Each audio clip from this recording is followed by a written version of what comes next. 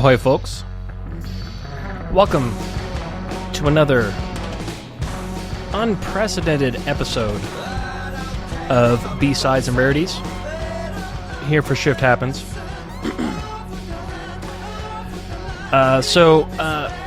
Like we announced last week, we were supposed to do an episode with Micah Hanks tonight, but unfortunately his schedule and Cortana's schedule and my schedule all didn't work out.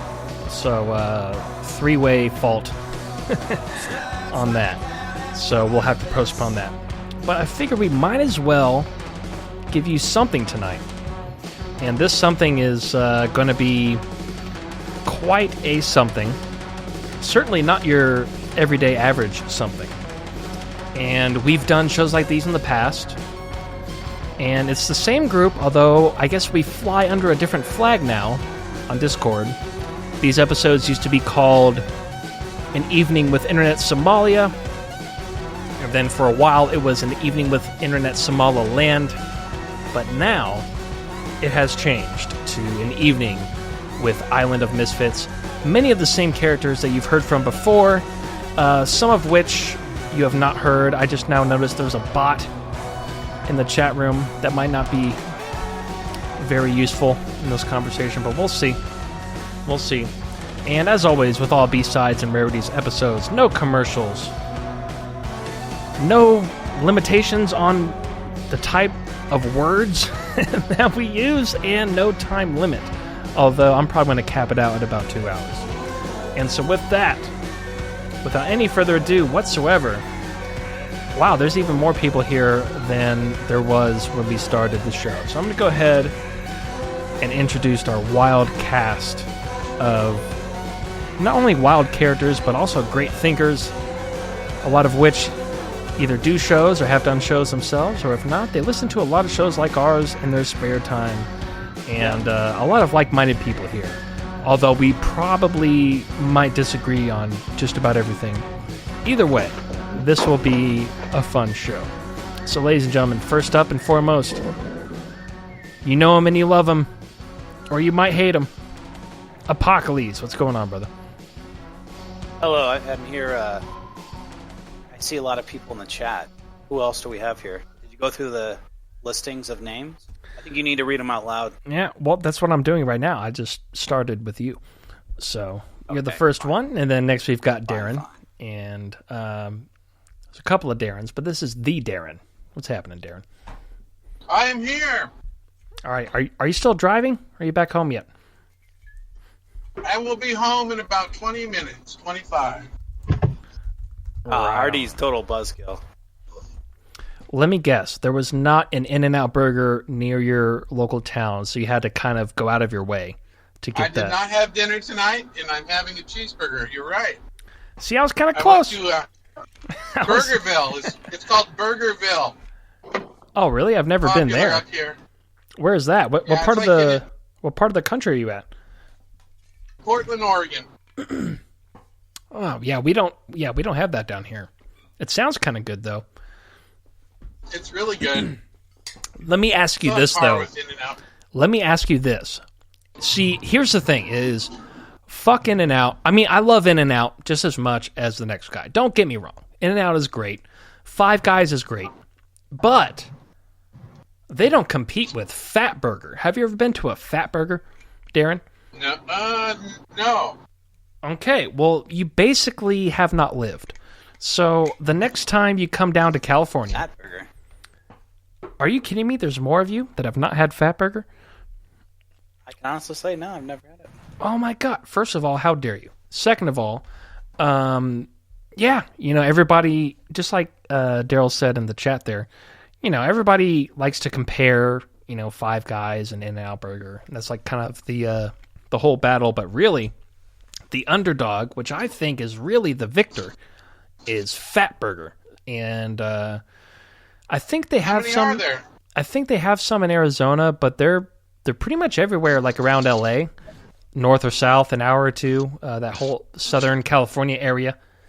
And so yeah, okay, so that's your next mission.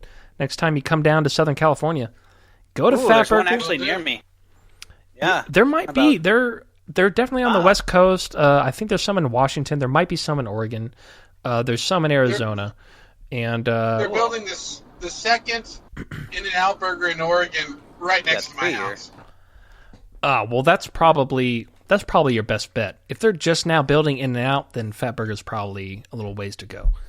But here's another secret. Before I get on with the roster, if you go to In-N-Out Burger, order whichever burger you order, whether it's the single or the double. But I usually get the double, right? But tell them that you want it animal style. It's this sort of secret off-the-menu thing. And what they do is they curdle the meat and the cheese with mustard on the grill thing, and it just adds a whole new flavor. And just trust me. They have a whole secret menu.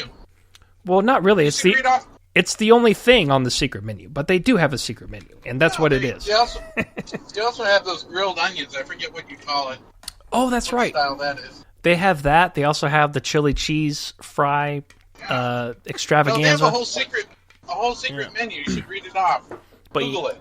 And you know what, folks? This is the official GG secret menu option. So you get the double, you get it animal style, you tell them to leave off the lettuce and tomatoes, forget that shit, but then you tell them to add the sliced chilies. That's right. Nobody knows that they have that, but they do. They have it sitting in the back just in case an asshole like myself actually wants that shit. And you tell them that's what you want. You put it on that burger, and that is the best thing you can get from In-N-Out. And you're welcome, folks. You're welcome. You're very welcome for that. Thank you. Thank you so much. Yes, you're very welcome. All right, so next up on the list is Daryl. Are you there, Daryl? Oh my God, I can eat a side of beef now. I'm so hungry after you talking about those burgers. God, just for a snack. You know what? I just made myself hungry too. I've got a whole thing of meatloaf in the refrigerator, and I'm just now realizing I'm not going to be able to eat that until this show is over. So I'm right there with you. With you. Wait, do they have? Because you're in New York, right? Yeah, I can have anything I want at any hour. But I'll order something. You can't have In-N-Out Burger though. They don't have that there, do they? I will take that absence of speech as a no. Oh, we've got five brothers, five guys. Five guys. Yeah, that's all right, but it's you don't have In-N-Out Burger. Burger without the Fat Burger tomorrow. I'm going to report back to you. Please do. Yes. Anybody that tries Fat Burger after this. Well, here's the other trick: is you have to. Not only do you have to, but you actually have the option to get your meat cooked medium rare at Fat Burger. That is what makes the difference right there. And you can get a fried egg on it too, if it so desires you. So anyway, next up we've got what? Yes, that's what I'm saying. Fat Burger. No. You put eggs in Chinese food. That's a secret. Not no, burgers, but you man. put a fried egg on a fucking double Fat Burger medium rare cheeseburger. That's what you do. Huh. Yeah, trust me. I have to try this out. You can thank me later. Sounds very Canadian. There's something wrong with it. It's good. I've had that before. You know what's ironic about that is that, see, he knows what I'm talking about. And, that's, I mean, I don't get it all the time, but if you're in the mood, there's nobody else that does it like that. So that's a trick. And it might be a Canadian thing, but ironically, Canada will not let me in their country for another 5 years. But that's another story. So moving on. Next on the cast, we have Mr. White, who may or may not respond to his introduction. Let's go ahead and see.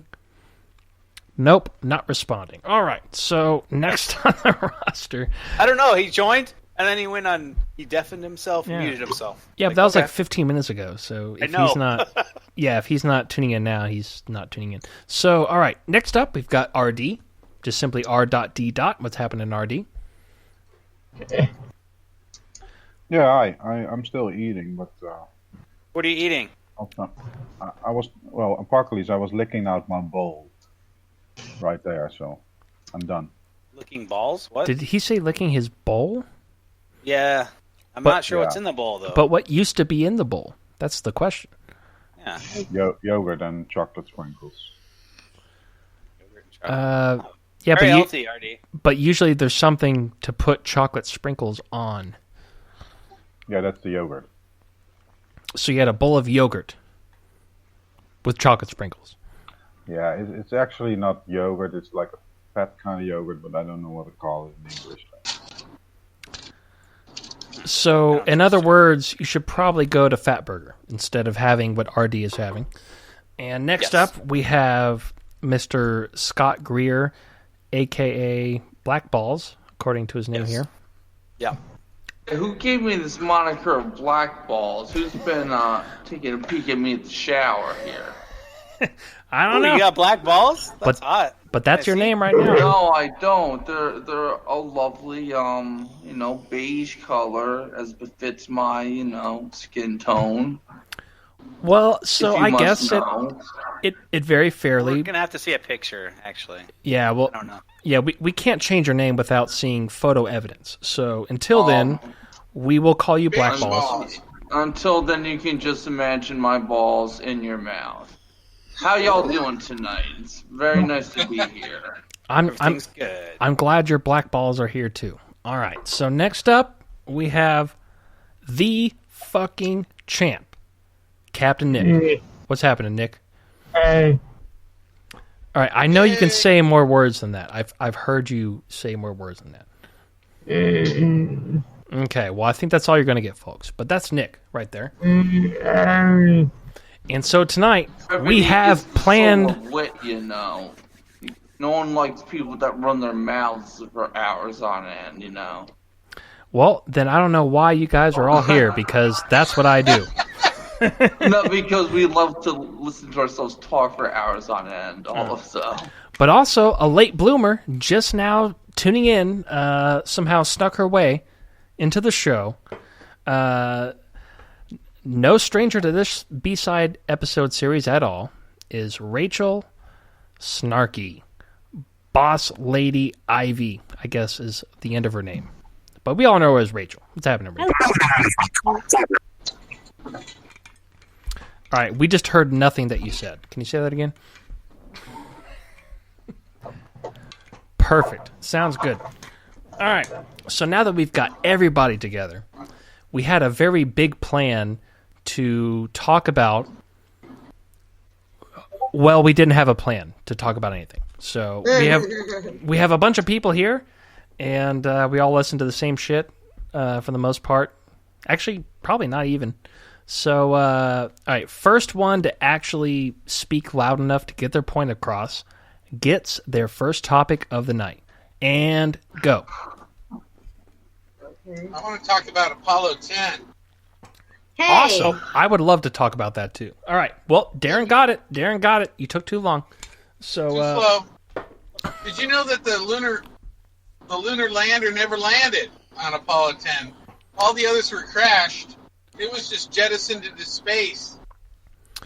You just left all the fuel, and it's just floating. It's called Snoopy, and they're trying to find it and maybe retrieve it. It's called Snoopy, like the Peanuts dog, floating through space forever. That's cute. I like that.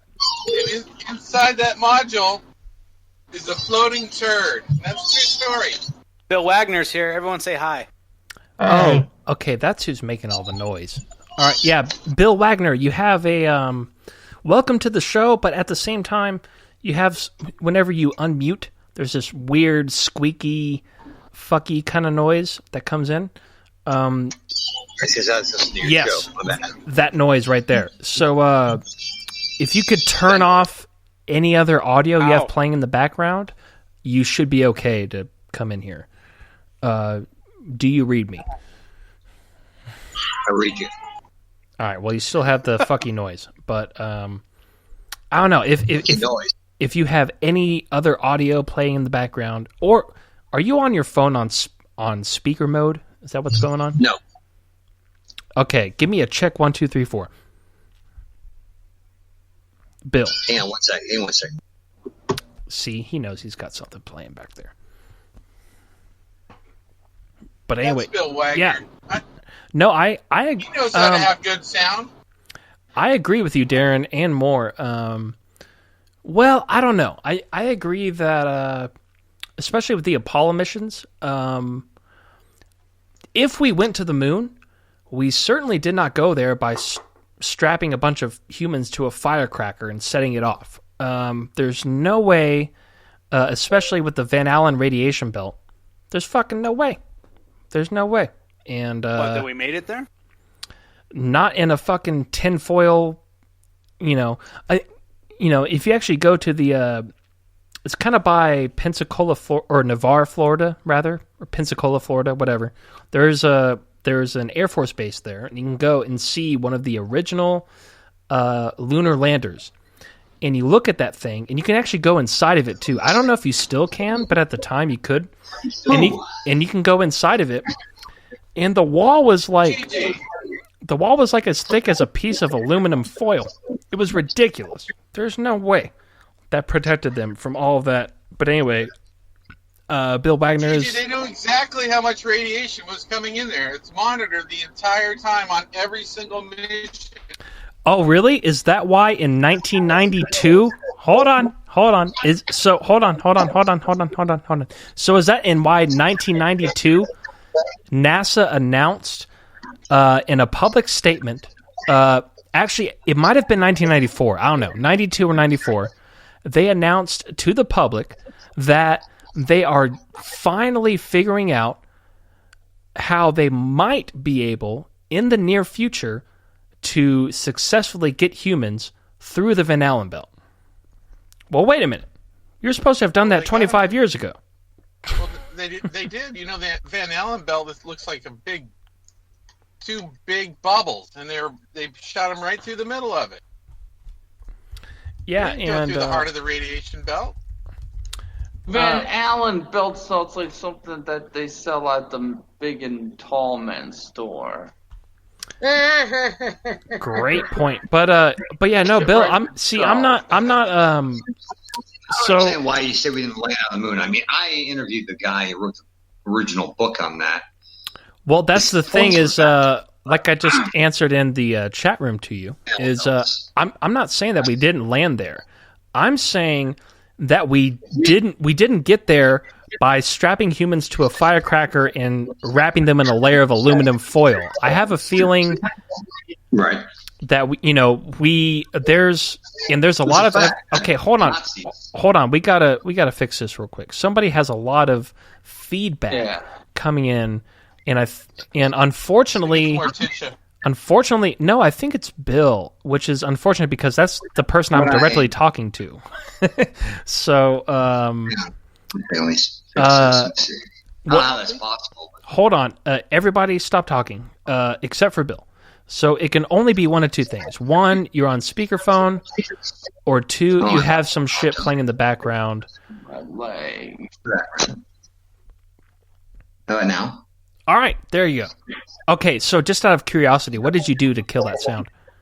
Input sensitivity. I don't even know what that means. All right, but... On Spreaker, there's some ridiculous setting. Oh, really? I've never even... better, Bill. I've never even seen Spreaker, that. I mean, Discord. Actually, your sound still kind of sucks, but it's a lot better than it was earlier. Okay, hold on. Hold on. Let's figure this out. So, are you on your phone? Are you on your computer? Do you have a headset? What are you doing? On my laptop. Okay, do you have earbuds plugged into your laptop? No. So you're just using your built-in mic and speakers? Through Discord, so that could be the issue. But you're using your built-in microphone and speakers? Correct. All right, that's the problem. You need to have a headset. Okay. Do you have even just the cheapest little pair of earbuds or any sort of headphones? We use one microphone, my normal mic. Never had an issue, but it's probably through the browser. Well, it's not really the microphone; it's the speaker, because our audio is coming in through your speaker and going back into your microphone, which causes the feedback. All right. Yeah, if you just plug in a pair of headphones into your computer's main How output. about this? Like this. Make it simple. All right, I think Right this is good enough. It's good enough. So Right now. Better?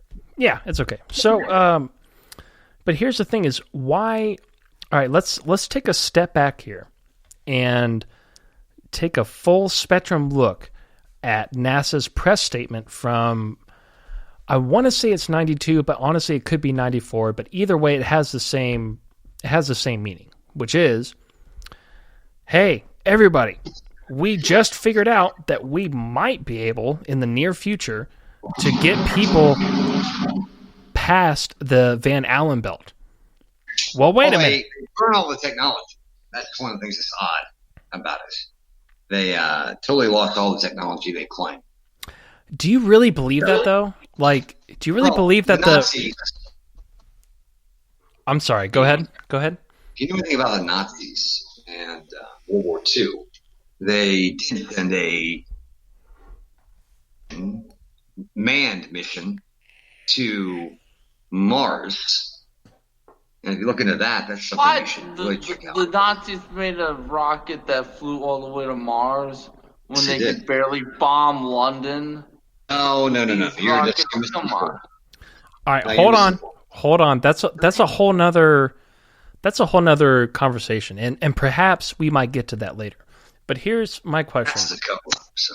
But here's the thing, though, is NASA, the same NASA that reportedly, sent humans beyond the Van Allen belt into the moon, to the moon, not only once, not only twice, but several times. All of a sudden, in 1992, 8 times. let me give them the benefit of a doubt. 1994. In 1994, let's say, although I'm pretty sure it's 92. 94, they announce, hey, we're just now starting to understand the Van Allen belt, and we think that we might be able to get humans past it in the near future. So what does that say about the missions 20 years ago, before that, 25 years ago, actually, 26 years ago, I think, You're implying that they didn't happen. Jen, No one went let up. me ask you this, though. Are you a flat earther? No, not at all. And that's my point is, I think we have gone to the moon, but I don't. I think that we've.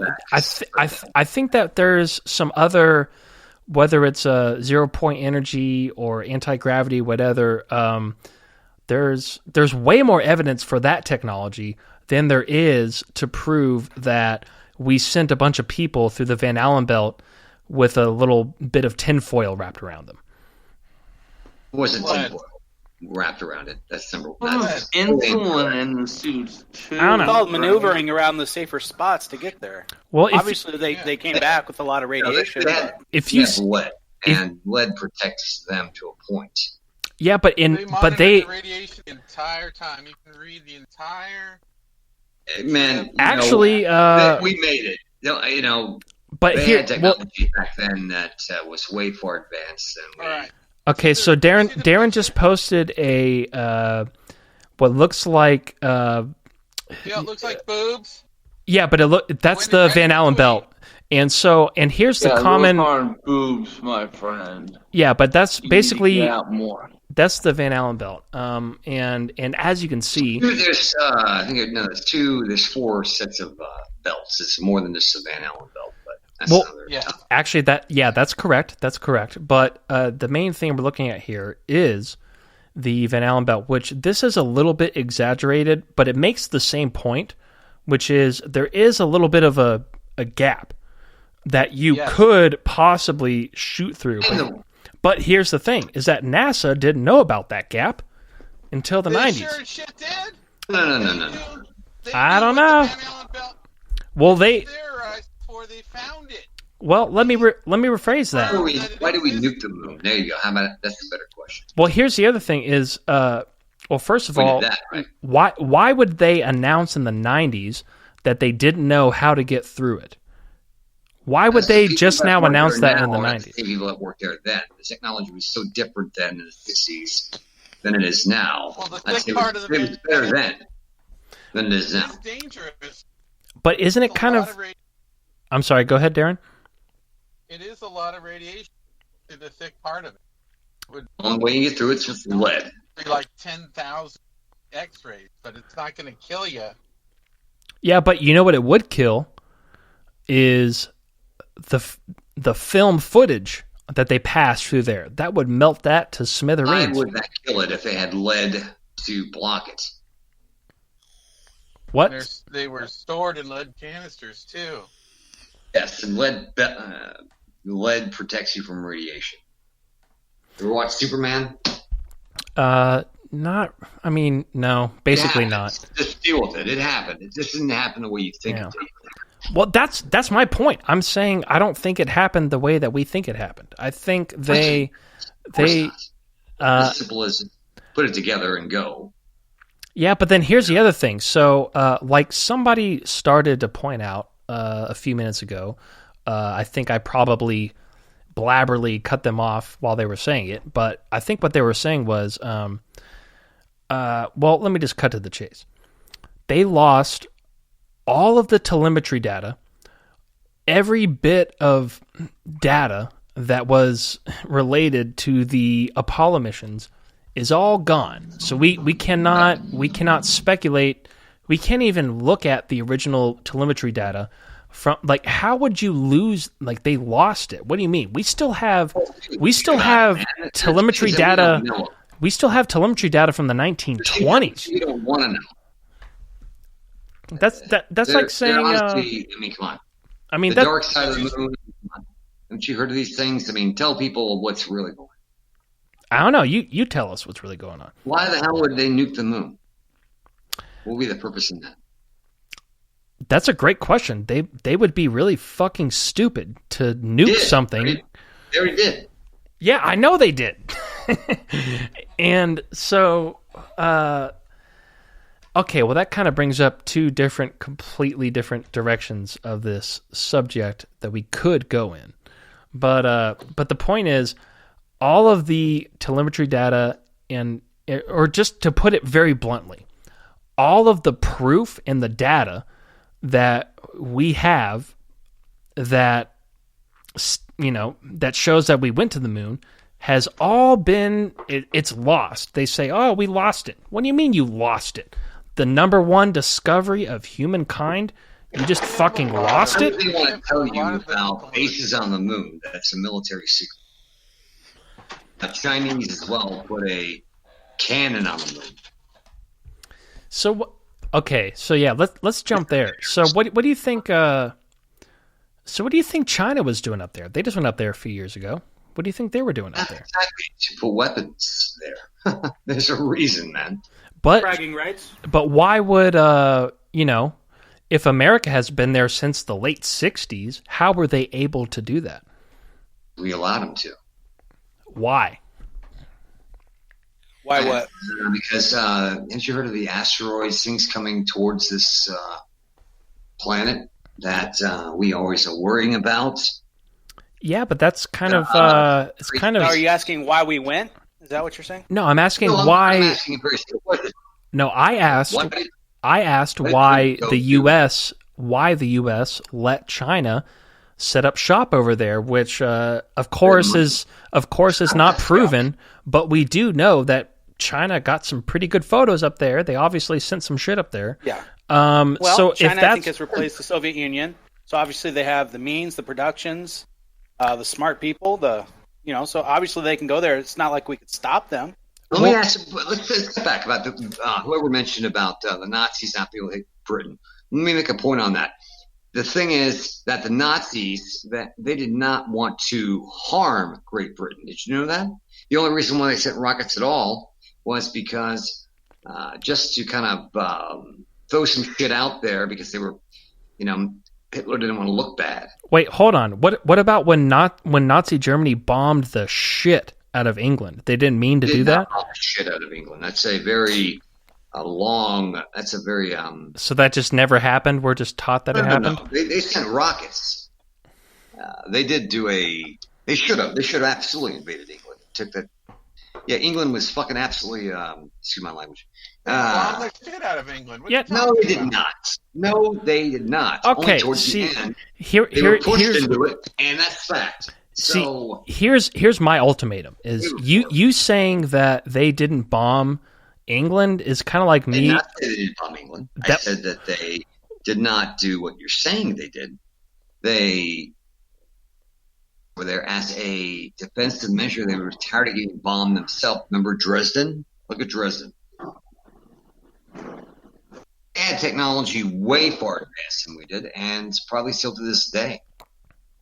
Yeah, I think that's one thing we can all agree on is that their technology back in the late 40s, or the mid 40s rather, was shit, just like you said, probably more advanced than the shit that we have today. But, you know, the Americans got some of those scientists. That shot up both of the mountain. Wait, say that again? Sorry, I didn't hear you. That was death ray that he shot a hole through a physical mountain. Now, where was this mountain?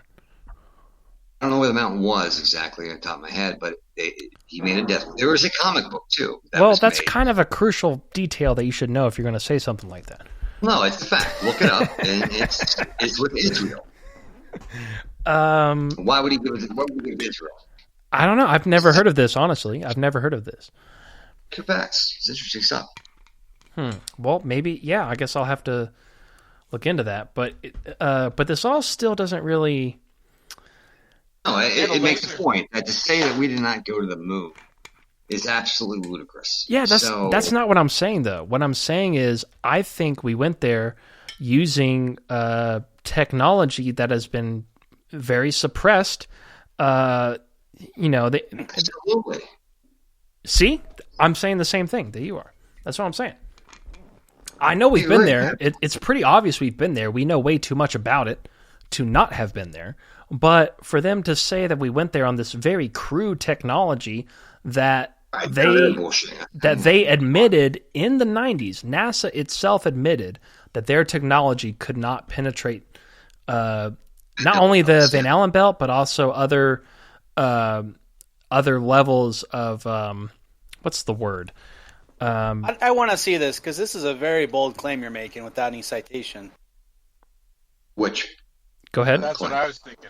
About NASA saying all this. You're saying this. I mean, obviously, I guess I should Google, but I don't recall any of this. Oh yeah, I hope you. Well, I don't. Is that Google censors a lot of the things you see? You have to go back and look at some different articles. No, but it actually is a yeah. Don't take my word for it. Go and look it up yourself. It was either 1990. Like my. Now let me be honest. At the time that this was announced, I was a little kid playing Mortal Kombat. So obviously I wasn't paying attention. But in my research that I do today, I have empirical proof that it was either 92, 93, or 94, somewhere in that time span. Look it up. They made a press statement, and they very clearly announced without any restrictions whatsoever. They were just like, hey, I'm paraphrasing, obviously, but essentially what they said was, hey, the Van Allen belt is fucking and pretty much impenetrable, and we think we might know a way how to get through it in the future. And that's where the questions come up is, well, you're supposed to have gone through that like fucking 17 times already, and you're just now telling us that you think you might know how to go through it? Now, is it possible they meant the bigger one, the one that you're not supposed to penetrate? It would be if they didn't specifically say the Van Allen belt. The thicker part, because it's the thicker part. They went through in between, man. Cats on the block. That's what I mean. Like, yeah, but that's the other thing, and this is another thing that you can look up independently to what I'm claiming. But I'm just trying to tell you right now that at the time, that's okay. Let me rephrase this. That's why they made the statement, is because they finally discovered that there is a little part of the belt that is less thick than the rest of it. That's why they made that announcement. So according to that, before that announcement, they had no idea that you could take that shortcut. Point, really. I mean, did you know that the Van Allen belt was all theory before we went before we went up there. In 1951, he knew that it was there. He knew because he did the math. But nobody had ever seen it or measured it until we went Northern to Lights. space. What are you talking about? The Van Allen belt. Yeah, I've seen it. It's what do you call the Northern Lights? no, Darren's got a good point. Darren's got a good Northern point. Lights. It was all theory when Van Allen invented it. He came out and he said, "This is going to be here." And What do you call the Northern Lights, dude? That's confirmed it. the Northern Lights have nothing. I mean, they have a little bit to do with that, but what Darren is saying is absolutely true, and that's actually what Darren is saying. That's my point. That's my point. Is they didn't fully realize that theory until 92, 93, 94, whenever that was. Oh no. No. They lost the technology 58. because they wanted to conveniently lose it. 62. When they went to space, they confirmed it Arguments. right I then. mean, No, they technology didn't. was- we No, had they it. didn't. So what? We had it back in 1945. They measured it early in the space program. Tell Confirmed me we it. could nuke. No, but it was a yeah, they let me say this. They found out that there was a radiation belt. They right when they detected it, that doesn't mean that they understood the whole scope of it. And what I'm saying is Actually, that's not true. What about the monkey they sent in the moon? They knew exactly how. He didn't do it either, right? see, I don't know. Russians take it in Yeah, space. I don't think we're ever going to A very easy equation. Okay, Soviet Union and us going to space. What did they take the right versus us? We spent millions of dollars, and the Russians spent cents on a pencil. You know what happened? Look at the real technology. So what do you Aaron, I have facts. I've interviewed the guy who wrote the fucking book, bro. Yeah, I've interviewed some people that were involved in NASA talk too. this shit all you want and try to, entertain people, but the facts are the facts. Back 7 years ago, I interviewed the We actual got guy who 12 wrote the people book that would on like it. to participate in the show. Dude, you're talking bullshit I to people. agree You're with not our you. bell, dude. All right, wow, Daddy, stop Oh, fighting. Dad. I'll leave for 5 minutes to go get some ravioli. And what's this? Wait, I think Bill was talking to. Well, Hold on. then I have facts. I interviewed the guy who wrote the book. I think Bill was talking to me. I don't think he was I talking to agree you. with Bill. Yeah, no, I think you're. We went to the moon, but not the way we Well, that's my point. Is we went to the moon, but not the way we totally thought. agree. I just don't see what the big deal is. Oh, I thought. Well, I don't know either now. She's on the moon. There you go. I mean, shit. I mean, look at that movie. It's a great. fucking Okay, movie. so although we obviously several of us here have different opinions on that, let's at least agree at this point that we agree that we've been to the moon, but perhaps maybe not the way that we thought. Can we agree on that? Absolutely, it's the fact. Yeah. All right. We all agree. Okay. Everyone. So now let's I move agree. on. So from that point, now I want to get back to what the fuck China is doing, because we've been there. According to what we know, the U.S. has been there for quite a lot longer, and if anybody else was going to go up there, they would probably have to coordinate with whatever the fuck we're doing, right? So I don't think so. I would say the Germans probably have a lot more to do with things. see, sometimes I think that, and sometimes I don't. Do you know that the Russians landed a spacecraft on the moon and brought back rocks in the 70s? There's definitely Yeah, they did. yeah, I definitely cannot disprove that. Oh, I've definitely man. heard that. Yeah, I've definitely heard that. And there's also there was another, I think it was the Russians. I don't know, maybe perhaps one of you guys can correct me on this as I say it.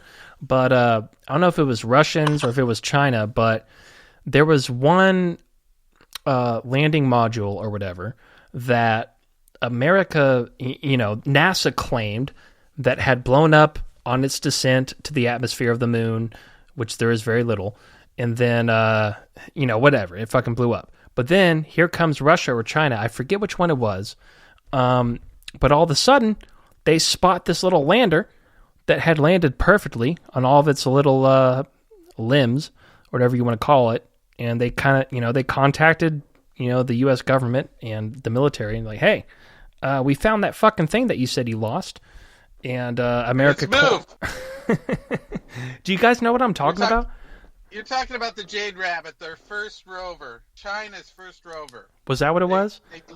Yeah. Here, let me ask you a question. You're so into this. Why don't you go and work for these guys? I just want to talk.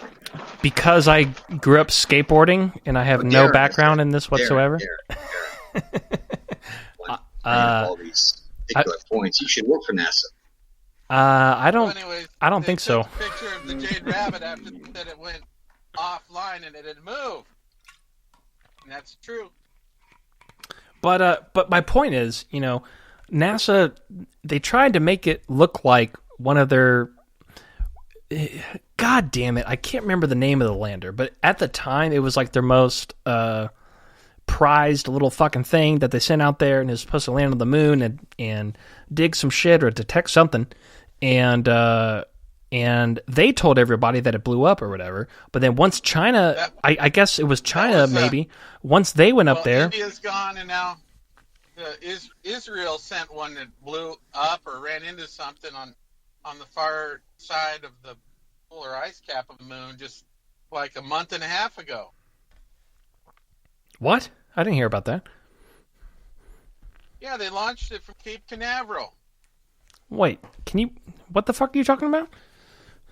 Talking It was about treaty, by the way, up there. So, Israel sent a mission to the moon this year, and it failed.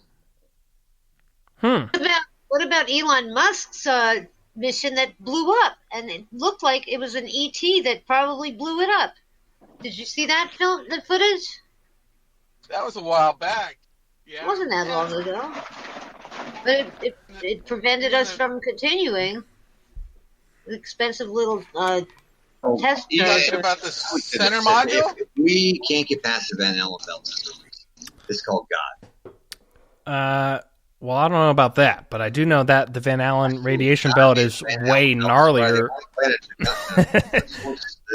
Hey, if you read closely, it talks about that very specifically. Well, basically, I guess I can simplify if we really want to go back to this, which I think we should probably move forward from this. But as far as the radiation belt, it wasn't, it wasn't until like after they made that announcement in the early 90s, all of a sudden, people stopped going past the Van Allen radiation belt. But yet they were supposed to have been going past it for 2 decades before that. And China hasn't sent a man through there. Russia hasn't sent a man through there. And let's not get it twisted. Our space program just... Here, brother. I mean, really, I just don't see the point. Well, the point is, I don't think they know. They either don't know what the fuck they're dealing with, or they do know and they're not telling us. And they're trying to make it sound like we have way more space technical capabilities than we really do. Why that is, I don't know. I don't know what the benefit is of that, but I do know it doesn't make sense. It doesn't make fucking sense. Well, I'm not an expert on here. Donald Trump created Space Force. Why? That's a good question. I don't know. It's something we don't. That's all. Simple. And there's comments coming. So things happening all the time. The Van Allen belts protect us, and so. Well, if the Van Allen belt is protecting us, how are we getting through it? I'm not saying we are. I do really care less, honestly. That's my point. I don't think. We're not Thanos. You know what I'm saying? This is not the Avengers. Now, I think we've got some amazing technology, whether the public is aware of it or not, that is capable of going through it. Obviously, we've got the rover on the moon. We've got what's it called over there that. Too, though. I mean, look up the Nazis. Look up actually the video footage that the Nazis sent back. Oh, I'm sorry. The one-way suicide mission to Mars. Yeah, I'm sorry. That's what I meant. I meant to say Mars, not the moon. We have the rover on Mars, and we have what's it fucking called that passed Pluto years ago. It's already up, so we can obviously send. We can obviously send shit out there. My question is, how the fuck did we get people past this radiation belt that 20 years later they told us that they don't know how to get past? Do not want to know. Wait, we didn't hear what either of you said, so one at a time. Things that we shouldn't tamper with. Fuck it. All right, okay. Bill first, then Darren. Bill, go ahead. Saying honestly, it's things that we should not tamper with. There's, it's nature and universe, and do not want to know. It's probably best that we do not know. If the war was coming into an end tomorrow, would you want to know? You know what, Bill? I guess Darren just left. That's okay. But, Bill, I agree with you 100%. I think just in my own limited shit brain experience, there's definitely, there's just compare the average person, right? Who goes to work, goes home, they watch Netflix, they brush their teeth, they go to sleep, they do the whole thing all over again. But then you've got other people who are actually at the frontier of discovery. And what if they did find out some shit that we really would be better off not knowing about if they really cared about humanity and about the condition of the living conditions, rather, of the earth? It might actually be in everyone's best interest that maybe let's not tell everybody this. Maybe, let's keep people wondering. And I think that's especially in this community, that's something that a lot of people don't take into consideration. Just because it's a secret. Ronald Reagan said, remember? I'm sorry. I was just going to finish with this, which is just because it's a secret, just because there's some sort of secret knowledge, doesn't mean that secret is not being kept in our best interest. It very well might be. And there's probably best interest. They really want it's a military industrial complex. If we knew, remember what Ronald Reagan famously said before he was shot? He said it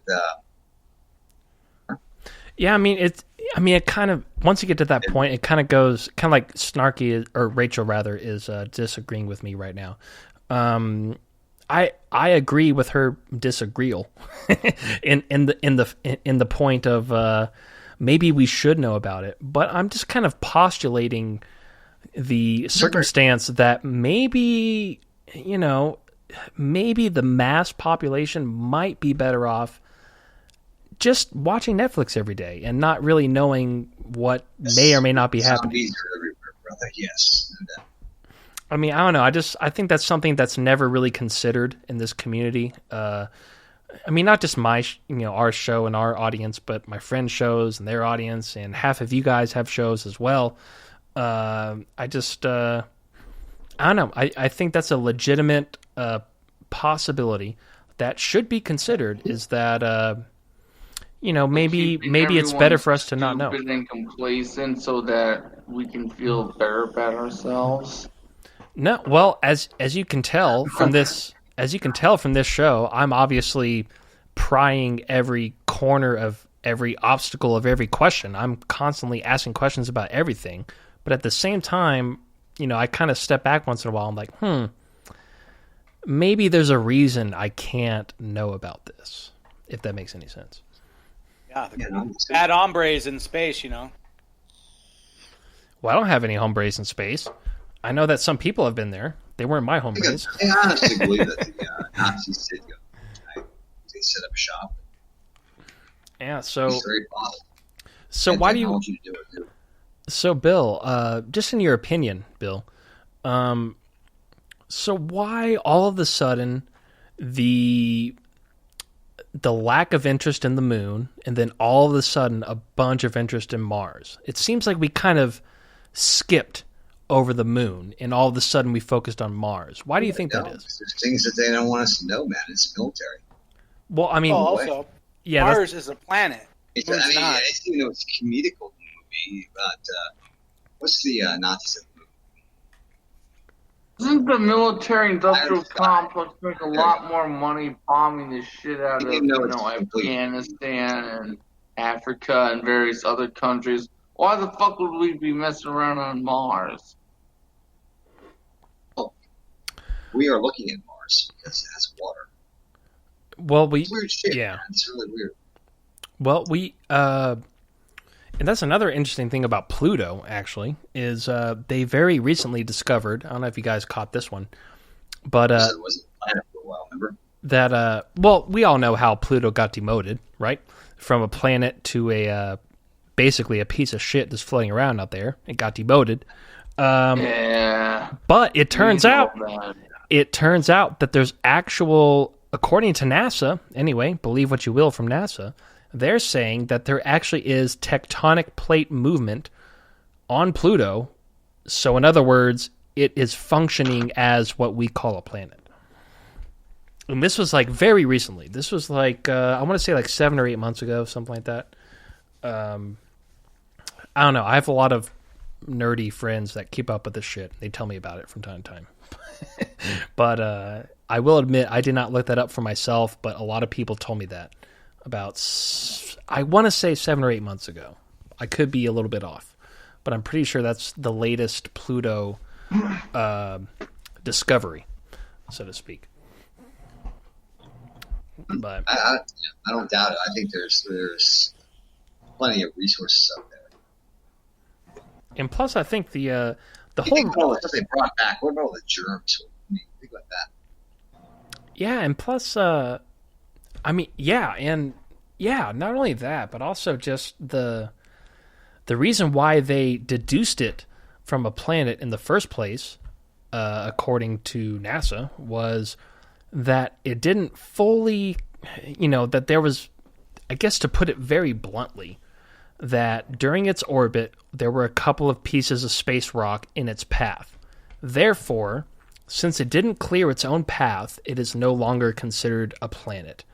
But yet, when they're looking at it these last year or so, they found out, like, oh shit, it has tectonic plate movements and all this other stuff that we define as a planet, so maybe it is a planet.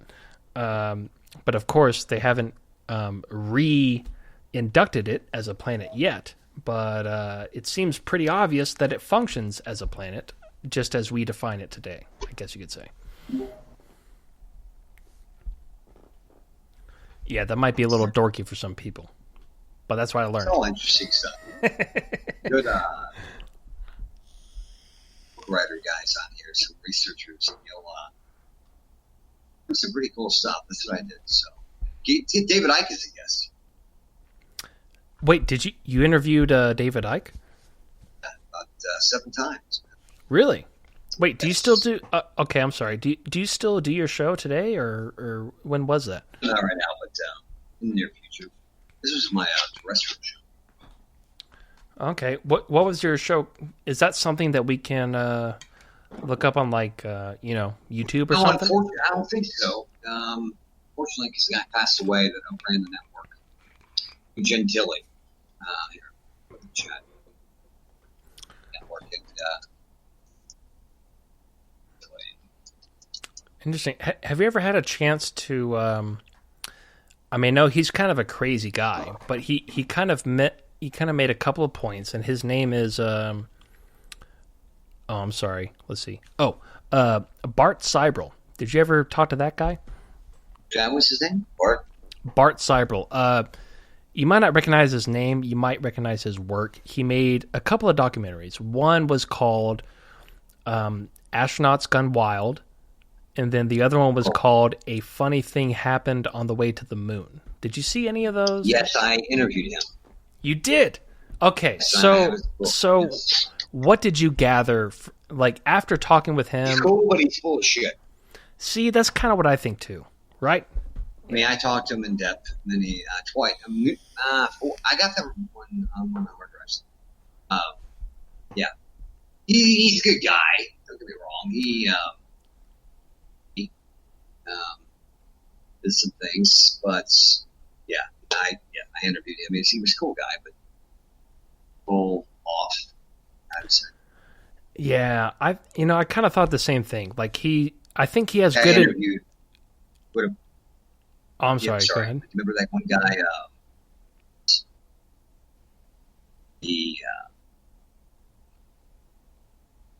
Philadelphia experiments. He passed away a few years ago. Yeah, I know exactly what you're talking about. Forget his name. Completely nutcase, man. But he said he was reborn and all this stuff. I mean, if you listen to him, you honestly would believe every word he said. Oh, God, what's his name? Right? All the CDs, all his DVDs, all that shit. Wait, hold on real quick. Bill, is there any way you can, I don't know, do you have a pair of earbuds you can plug in or a microphone that you can You're use? a lot of background noise, bro. What? This fucking it's Discord. Discord has a really weird way of picking up audio. Oh, well, you sound really good right now. Whatever you just did. Did you do anything? Off this air conditioner, yeah. Okay, you sound a little bit better now. But anyway, yeah. Bart Seibel. Is definitely a he's a wild card. He's a bit of a wild ball. He sounds legit. He's a Navy guy, and I had a very good talk with him numerous times, and he knows some facts, no doubt. I would not definitely categorize him as an expert. Yeah, the only thing that he ever did that I really took seriously was, the whole first documentary, that was like whatever. I mean, that is kind of interesting though, to look at all of these astronauts refusing. I mean, I'm not a religious person at all. I'm very spiritual. I'm not religious, but to see all these astronauts like refuse to put their hand on the Bible, well, I mean, to be honest, I would lie in the Bible right now for all kinds of things, right? But these guys aren't. And it's like, why are you not doing that? But at the same time, there's a different generation of people, though, too. Think about that. That's true. But then forget about that whole documentary. The only one thing that he did was he got a reel of footage from NASA, from Houston specifically, where which was it was not supposed. This was classified. It basically was leaked. I don't know whether the person in charge of the archives let it out, or rather it accidentally got out. But whatever the case, in the second documentary, they show very clearly Aldrin and Collins and Armstrong faking the moonshot from near Earth orbit when they were supposed to be at the moon. So it's like, Yeah, well, yeah. Wait a minute. Why, if you're already at the moon, why are you using the window to cut off the rest of the globe to fake a shot of the Earth?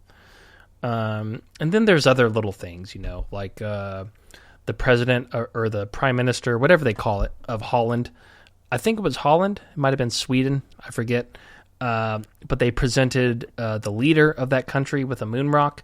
And it was a NATO law, like an international law, that you cannot, expose moon rocks to our atmosphere. But this president had some sort of wherewithal to where he's like, you know what? I think this is bullshit. Let me go ahead and look at this. He cracked it open, had his science team look at it, and sure enough, it was a piece of petrified wood. So wait a minute. If you have real moon rocks, why are you giving this guy petrified wood? I'm telling you, there's secrets that we should not know. And that's what they're doing. They're keeping it from us. So, normally I would say that's a really convenient answer. But in this case, I'm going to agree with you. I think there are some things, that comments coming this way. I mean, all the time. Big, huge, massive. Yeah, and you've interviewed more. I've interviewed my fair share of people, but you've definitely been doing this longer, and I gotta agree with you, man. I think there really is, and I'm sure a lot of people listening right now are going to not agree with David Icke, for example, totally admitted to me. I wish I had this on tape.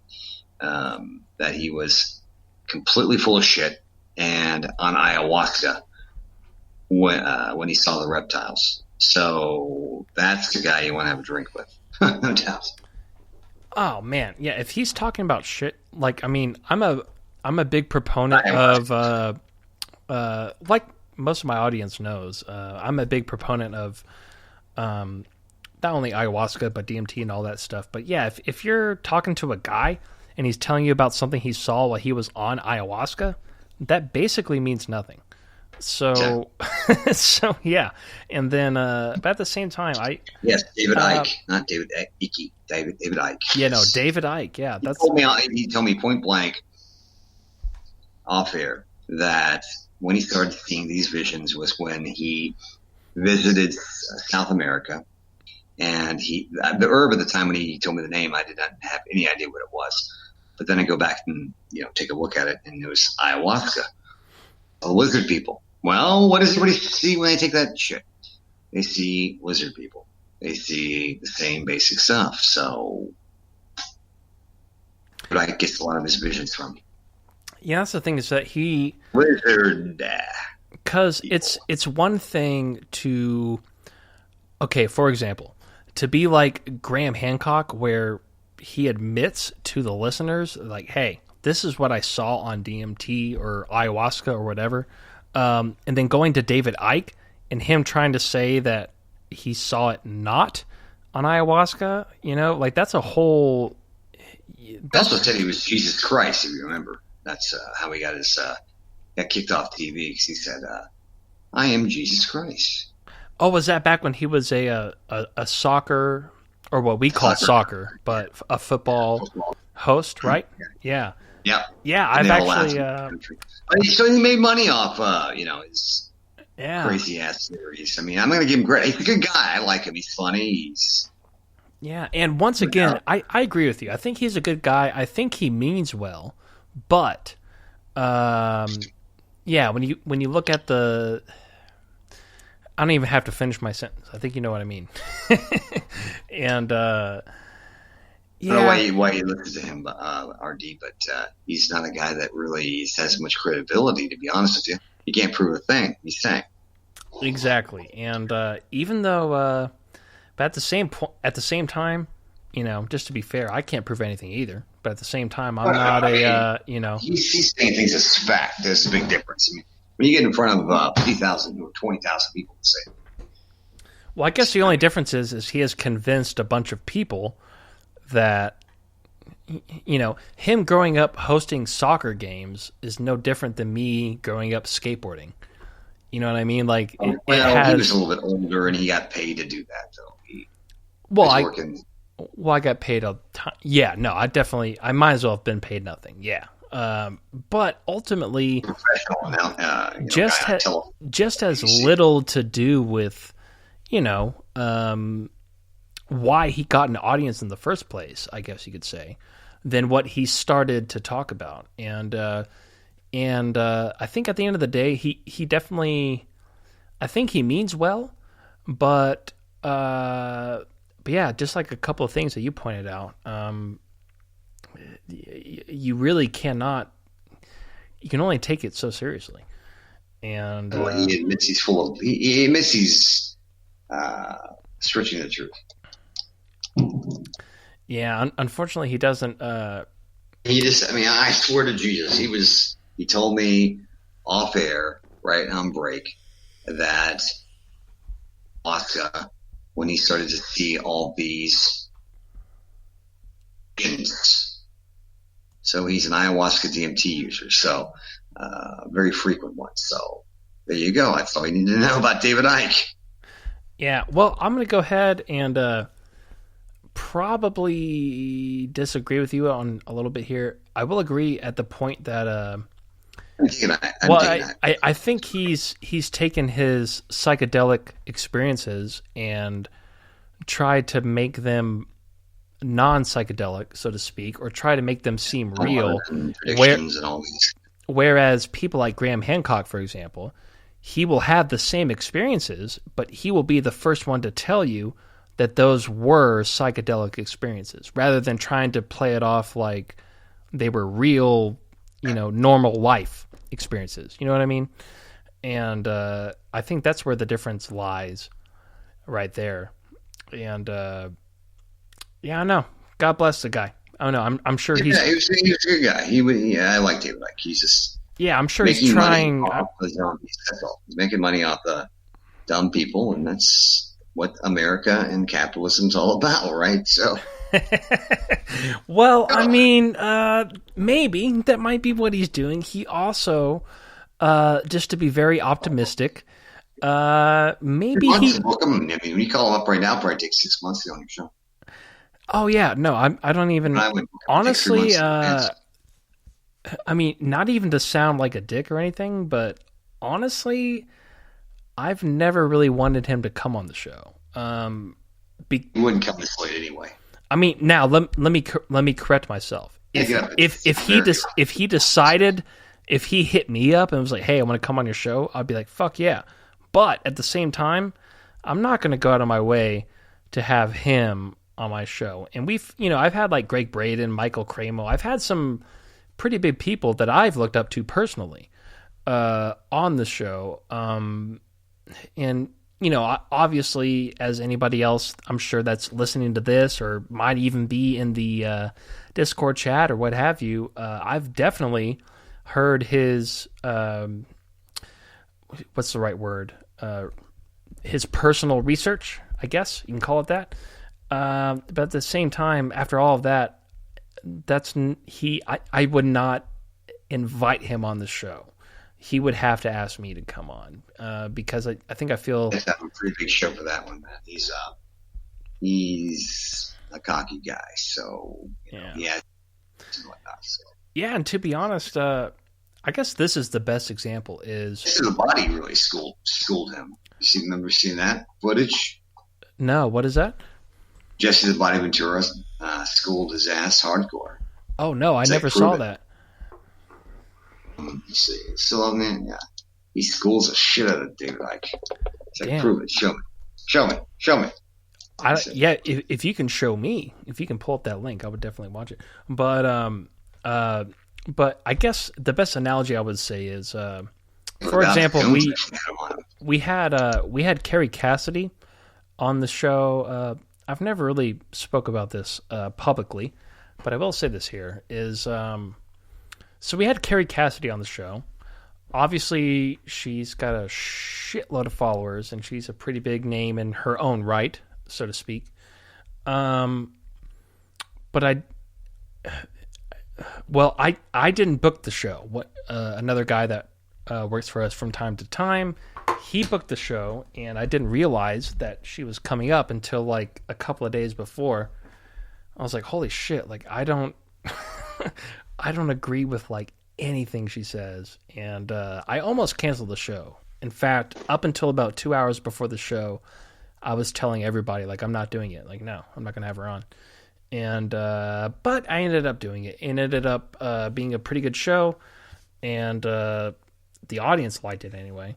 But that's basically how I would treat. That's how I would treat David. If he were to come on the show, I would probably not want to do it. But at the end of the day, I might do it just because it might be kind of interesting. But I don't know what that says about me. But yeah, I don't know. I just he's got good intentions.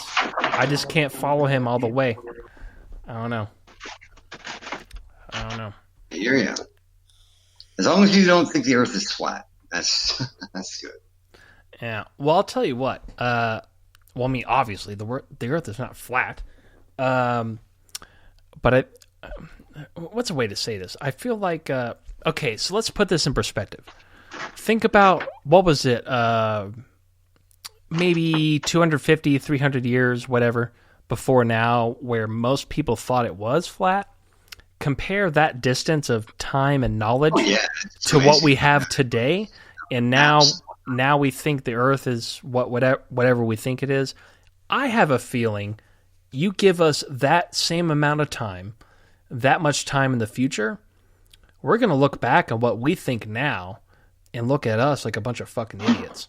Like, damn, these people thought whatever, like I think this universe and our reality is so far beyond our grasp of comprehension that the current model that we have is just another step forward towards understanding what it really is. And it's just as much, I mean, I don't know, I could be completely wrong, but I have a feeling that it's just as much different from when we used to think that the Earth was flat to what it is now. And I think that's the difference that it's going to be between what we think it is now to what it is in the future. I think there's probably many more dimensions, many more aspects of reality that we have, and I feel like quantum physics is showing a bit of that. String theory, although very debatable, is I feel like showing a little bit of that. And yeah, I just think ultimately we don't know shit. And a couple hundred years from now, we're going to look back and think the same thing about us now that we do today as the people that used to think that, it was flat or whatever else they thought back in the day. You know what I mean? I don't know. I could be wrong. Maybe we have it right now.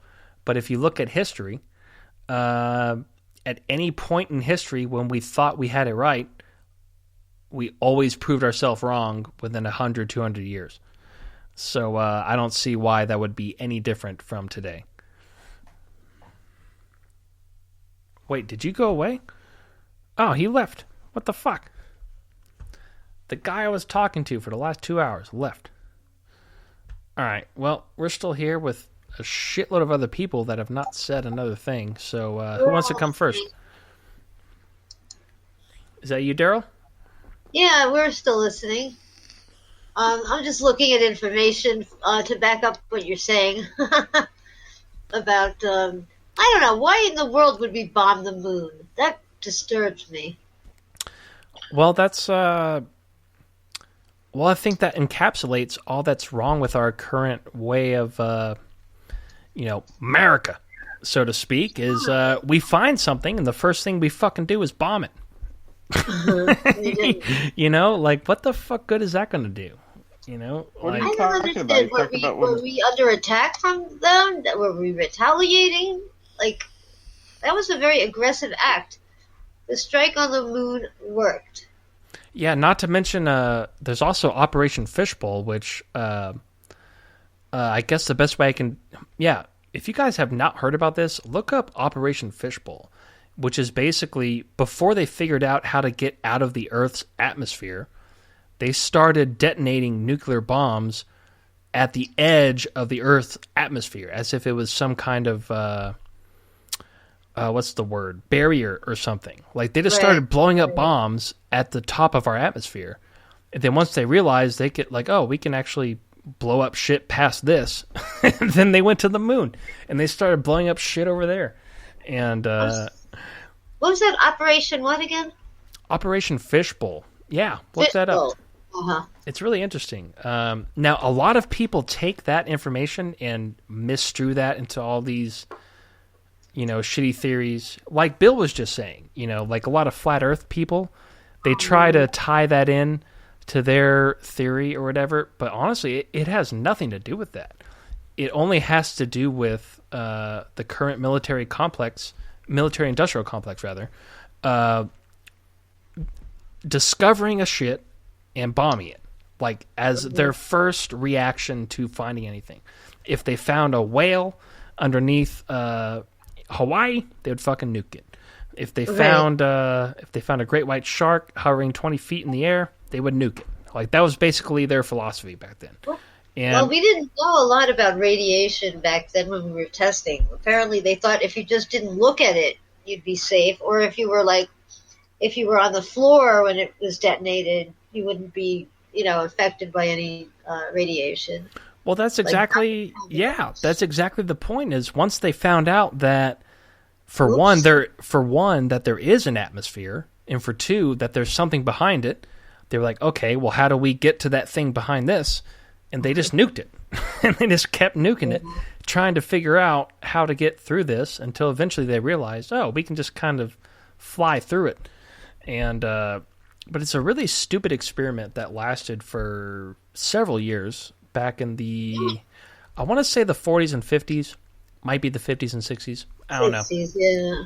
It might There be were the 60s. thousands, beneath the earth, on the earth, and apparently above the earth.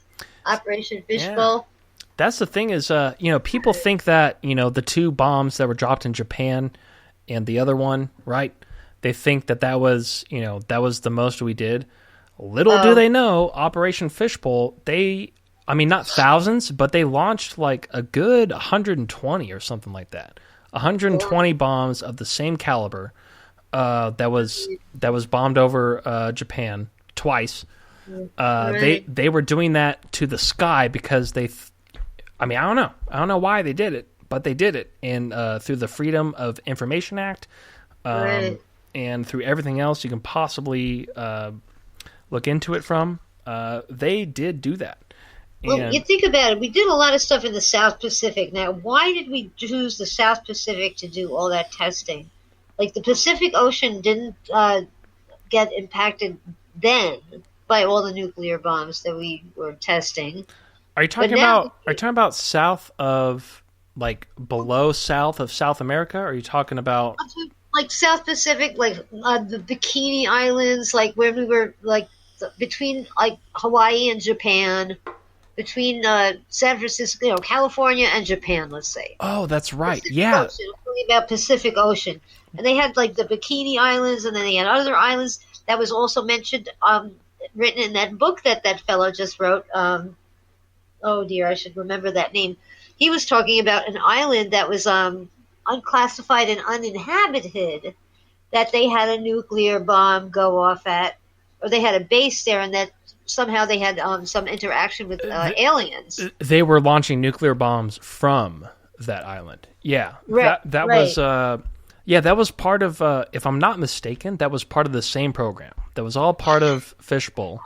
And yes, I thought you were talking about like south of South America, but yeah, no, that's the Pacific Ocean, meaning more the Pacific Ocean. Just that, I'm west wondering, of like, us. how big is the Pacific Ocean that it could withstand all this nuclear attacks? And now Fukushima, is that going to be the deal breaker? As far as killing the ocean, Well, one thing. So we had. We had Richard Allen Miller, Dr. Richard Allen Miller. He was on our show last Friday, 2 days ago. Although we did not talk about this last Friday, and we did not talk about it the last time we had him on, which was like 18 weeks ago. But before that, we did talk about this. And okay, so first of all, wow, it kind of sucks that Bill left because I really wanted to hear what he had to say about all this. But Darren just shared a link in the Discord chat to Operation Fishbowl. So you can go ahead and look that up. Although it is a Wikipedia link. So go ahead. Quite the interesting. I wonder why they decided they wanted to test the upper atmosphere. It wasn't declassified until 2011. Wow. 1.4 megatime. Well, I was gonna say 11 tests. Yeah, it was classified. I can't. If I had to guess, I would say it was 2005, but maybe it was 2011, where they actually allowed the documents to come out via the Freedom of Information Act. And but either way, no matter which year it came out, this is something that is non-contestable. It's official documents from the military-industrial complex of the U.S. government. And, yeah, they blew the shit up out of the sky, basically, so to speak. And the names of these different tests are interesting. The Bluegill Double Prime, the Checkmate. Yeah, they had all kinds. Yeah, the more and more you look into it, the more and more the Kingfish. Yeah, the more ridiculous it gets. And I would, if you guys aren't a part of the island of, whatever we call this Discord channel now, I would highly recommend. Okay, so how about this? I'm going to actually copy the. Oh, perfect. There we go. I'm going to copy the link. I'm going to put it into the Spreaker chat. So if you're catching this on replay, it's in the chat somewhere under Shift Happens. So there you go. Yeah, definitely look into that. It's really interesting. Why would they just all of a sudden start exploding a bunch of nuclear explosions in the middle of the sky? Like, what were they trying to do? What if it like lit the ozone on fire or something? Jesus, they just do stuff to do it. It's so stupid. It really is. And that's another theory. Honestly, I don't really buy into this one, but this is a theory that might be worth mentioning, is that because they did that, according to some people, that is what started what we call fuck. The hole in The the alien ozone layer. interest? No, the global warming. Global warming. Good Because point. I'm not saying I buy into this, because there's a lot of contextual evidence that this isn't the cause of it, but it is a pretty widespread theory that because of all of these explosions at the atmospheric level, this is what opened a hole in the atmosphere to allow global warming to take place as we know it. Maybe. I don't know. But at the same time, Hey, maybe not. I don't know. possible. It's possible, right? It's a pretty thin layer up there. It's not. Yeah, it's possible. No. It is possible. But yeah, that's just another thing just to look into. And then let's see what else we got here. I'm not familiar with this, but APOC just posted a link. Are you still here, APOC? Do you want to explain yourself? What is this? I'm going to give you 5, 4, 4.5, 3. Oh, you can't hear. Oh, that's right. He has his headphone mute on. Okay. Well, surely it's an interesting article nonetheless. But yeah, it's really weird. Especially specifically over the last 100 years, what they have done experimentally over the last 100 years, which kind of makes you. And then there's a couple of other, just to jump back to NASA. Man, I can't remember the guy's name. I cannot remember the guy's name. But there is a guy who went through. So NASA basically has what they call a fact sheet. You can go to their official website and you can look for yourself at how NASA determines the mass, the orbit, the rotation, what each planet is made out of, and they have all the mathematics behind it. And this guy came out on YouTube a few years ago, and he pointed out, I wouldn't say very clearly, because you really had to, you basically had to do a math class to follow along what he was saying, which I actually took the time to do. I got a pencil and paper, and I was watching the video, I was writing down the math, and I was writing it all down. I was calculating all this shit. And admittedly, I did use my cell phone. I used my calculator just to take a couple of shortcuts. But nonetheless, I got to the same result, which was NASA doesn't know what the fuck they're talking about. Like the mass of the planets, according to their own math, is completely in other words, let me try to put this plainly.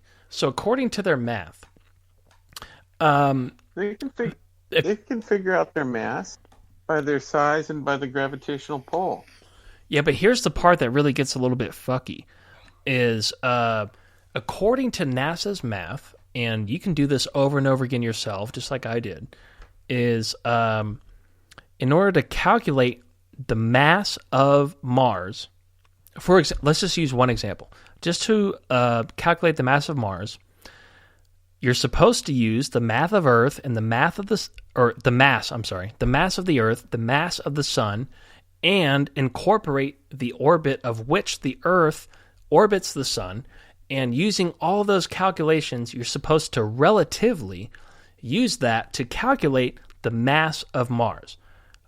I know that sounds complicated, but if you really planets with a higher mass have a higher gravitational force, so they can go, well, it's faster speeds around the, if they're heavier, it's all about the speed to go around the sun and everything else. They can. Well, here's the thing. Here's Right? That's what you would think, right? But here's the thing. When you actually do the math, it turns out that the mass of Earth, or Jesus fuck, the mass of the Earth could be the size of a golf ball, or it could be the size of Jupiter. According to NASA's math, it doesn't matter. Our planet could be any size, yet it doesn't affect the orbit or the mass of Mars. Wait a minute. Are you sure? Are you sure that the Earth could be the size of a golf ball and it doesn't affect the orbit of Mars whatsoever? And then on top of that, it's all about the mass. It's not about the size. It's about the mass. Well, that's what I'm saying. No matter the mass of the Earth, or if you want to flip it, let's flip it around. Let's say the mass of the sun was half of its mass. It's still, according to the NASA fact sheet, as they call it, doesn't affect the orbit or the mass for that reason. The mass of, is a little bit kind of out of the question at this point. Now we're just focusing on the orbit. But according to this equation, the mass can be any mass whatsoever, and it doesn't affect the orbit of these other planets. I don't know. Doesn't make a lot of sense. And this guy came out with this.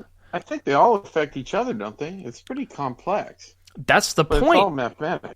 That's the point, is if the mass of the sun is half of the mass that we believe it to be, the orbit of Mars or Jupiter, whatever, should be drastically changed depending on the mass of the sun. But according to their official equations on NASA's fact sheet, the mass of whatever body is relatively measured against does not matter, which doesn't make any sense. That's like saying, it's kind of like saying, if I went to Wendy's and got a small sized cup of soda, well, apparently that doesn't matter if I want a large amount of soda, because apparently a large amount of soda can fit into my small cup. But if you think about it logistically, no, it can't. I would need a bigger cup to fucking fill this cup of soda. And that's a very drastic summarization of that point. But that's the best analogy I can give. Well, you could have like a third full of lead, and it'd weigh the same as a cup full of water, probably, or what. The mass is the same mass; it's still in the cup. Yeah, but that's what I'm saying. The mass is not the same mass. So what NASA is? Okay, let me start over. So the mass, according to NASA's fact sheet, the mass of the sun can be half of its mass. So we agree, according with NASA and our textbooks and everything that we grew up with, right? We all know the sun is whatever the fucking mass is. I can't repeat it. I've been to school in like 20 years, right? But whatever the mass that we're taught it is, according to their math, you can replace that number with a number half of that number. You could replace it you could replace it with a number 1/10 of the number. According to their math, it doesn't matter what the mass of the sun is. The orbit and the mass of Mars is going to be the exact same no matter what you do, which doesn't make any sense. I don't know. I'd have to look at the math. I do know that the moon, the mass of the moon, they figure it has to have a bunch of hollow spaces inside of it, because it just doesn't make sense. It's too light. Yeah, the moon doesn't make sense at all. And actually, here's kind of off subject, but one thing that somehow comes to mind is, so Mike Barra, I'm sure you guys probably know who that is.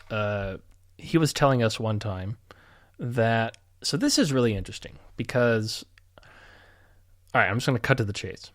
So when humans go into space, whether it's on the space station or they're orbiting the moon or whatever, apparently after enough days in space, their circadian rhythm readjusts to a 24.9 hour cycle. Rather, which is the same as Mars. Exactly. It's the same as Mars. Because Earth is only 24.0 hours. But yet, once you put humans in space, it's 24.9 hours. And I the know, only other wasn't planet weird? that does Maybe that we is were a Mars. Martian. Maybe. I don't know. And, a lot of people say that, including Neil the Ass Tyson, or whatever you want to call him, he will tell you that too. Even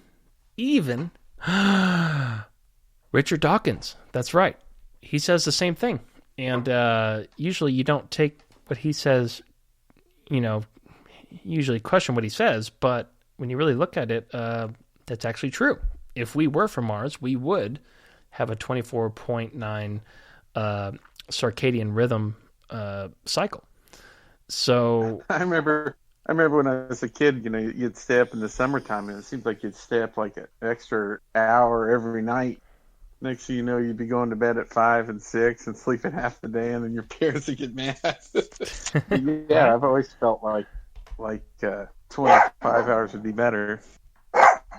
yeah, I mean, there's something to it, unless unless they don't know what they're talking about, which I would kind of imagine that somebody like Mike Barra probably knows what he's talking about. And I've also asked, oh God, what's his name? Either way, I guess my point is that I was convinced, like, holy shit, okay, this certainly means something. And then you talk to people like Billy Carson, for example, and his whole team of people, UFA, right? They've been researching Mars forever, and they've come to the same conclusion. It's like, shit. And then you talk to, that's what I was going to say. You talk to, once again, Neil the Ass Tyson and who have you. And, it's kind of a double-edged sword. Because when you ask them, where did life come from? Like, it came from Mars. Well, according to this information, yeah, I guess it did. But you're not really answering the question. Like, where did life come from? That's like if you went to a restaurant and you asked the waiter, like, hey, where did the meat come from? Like, it came from the refrigerator. Okay, right, yeah, but where did the meat come from before the refrigerator? Oh, well, it was in a box in the freezer. It's like, okay, it might have been in a box in the freezer, but where the fuck did it come from before that? Oh, well, it came from an 18-wheeler. Hey, listen, dipshit, where the fuck did the meat come from? Nobody can answer that. That's the question. Apocalypse is back. You can hear us again. Oh, is he? Apocalypse, explain yourself. Yeah, explain yourself. Unmute. Someone else unmute. Come on, people. Yeah, there's like 7 people here. Nobody's talking. I know. Yeah, I know.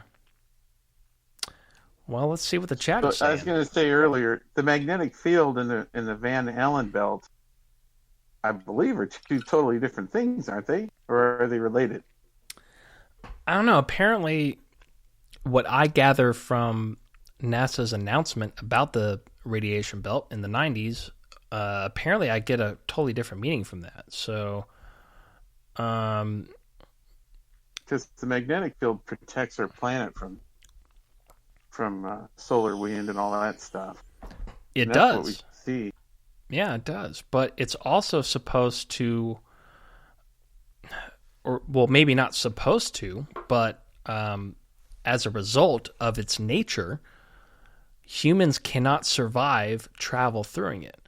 And in the 90s, they announced quite very publicly, you can actually find it on YouTube too. I don't know, it's been a couple of years since I've looked at it, but it's definitely there. And the only reason I knew about this was because of the same guy, I can't remember his name before too. Okay, so he used to work for anyway, I don't give a shit, take my word or not, but the point is oh wait, is he here? Who? There he is. What? Yeah. Oh, we thought we lost you. No. Scorpions. Scorpions. I should have known. Scorpions? I should have known. I was killing some scorpions in the name of me. Why didn't I think of that? Kill them? Are they in your house or outside? They're out. They're out, but I have to kill the crickets and the cockroaches too. Why would you kill crickets and cockroaches? They're not doing anything. Well, that's what they're eating. That's why they're coming here. That's a bark scorpion's favorite meal is either the roach or a cricket. So, sorry, that's all. Everything has to die. Yeah, that's kind of a good point, but I still wouldn't kill them. No. That's right. I would not kill them. Yes. All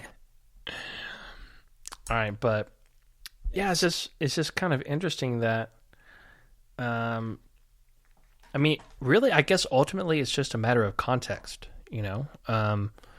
NASA coming out in the mid-90s,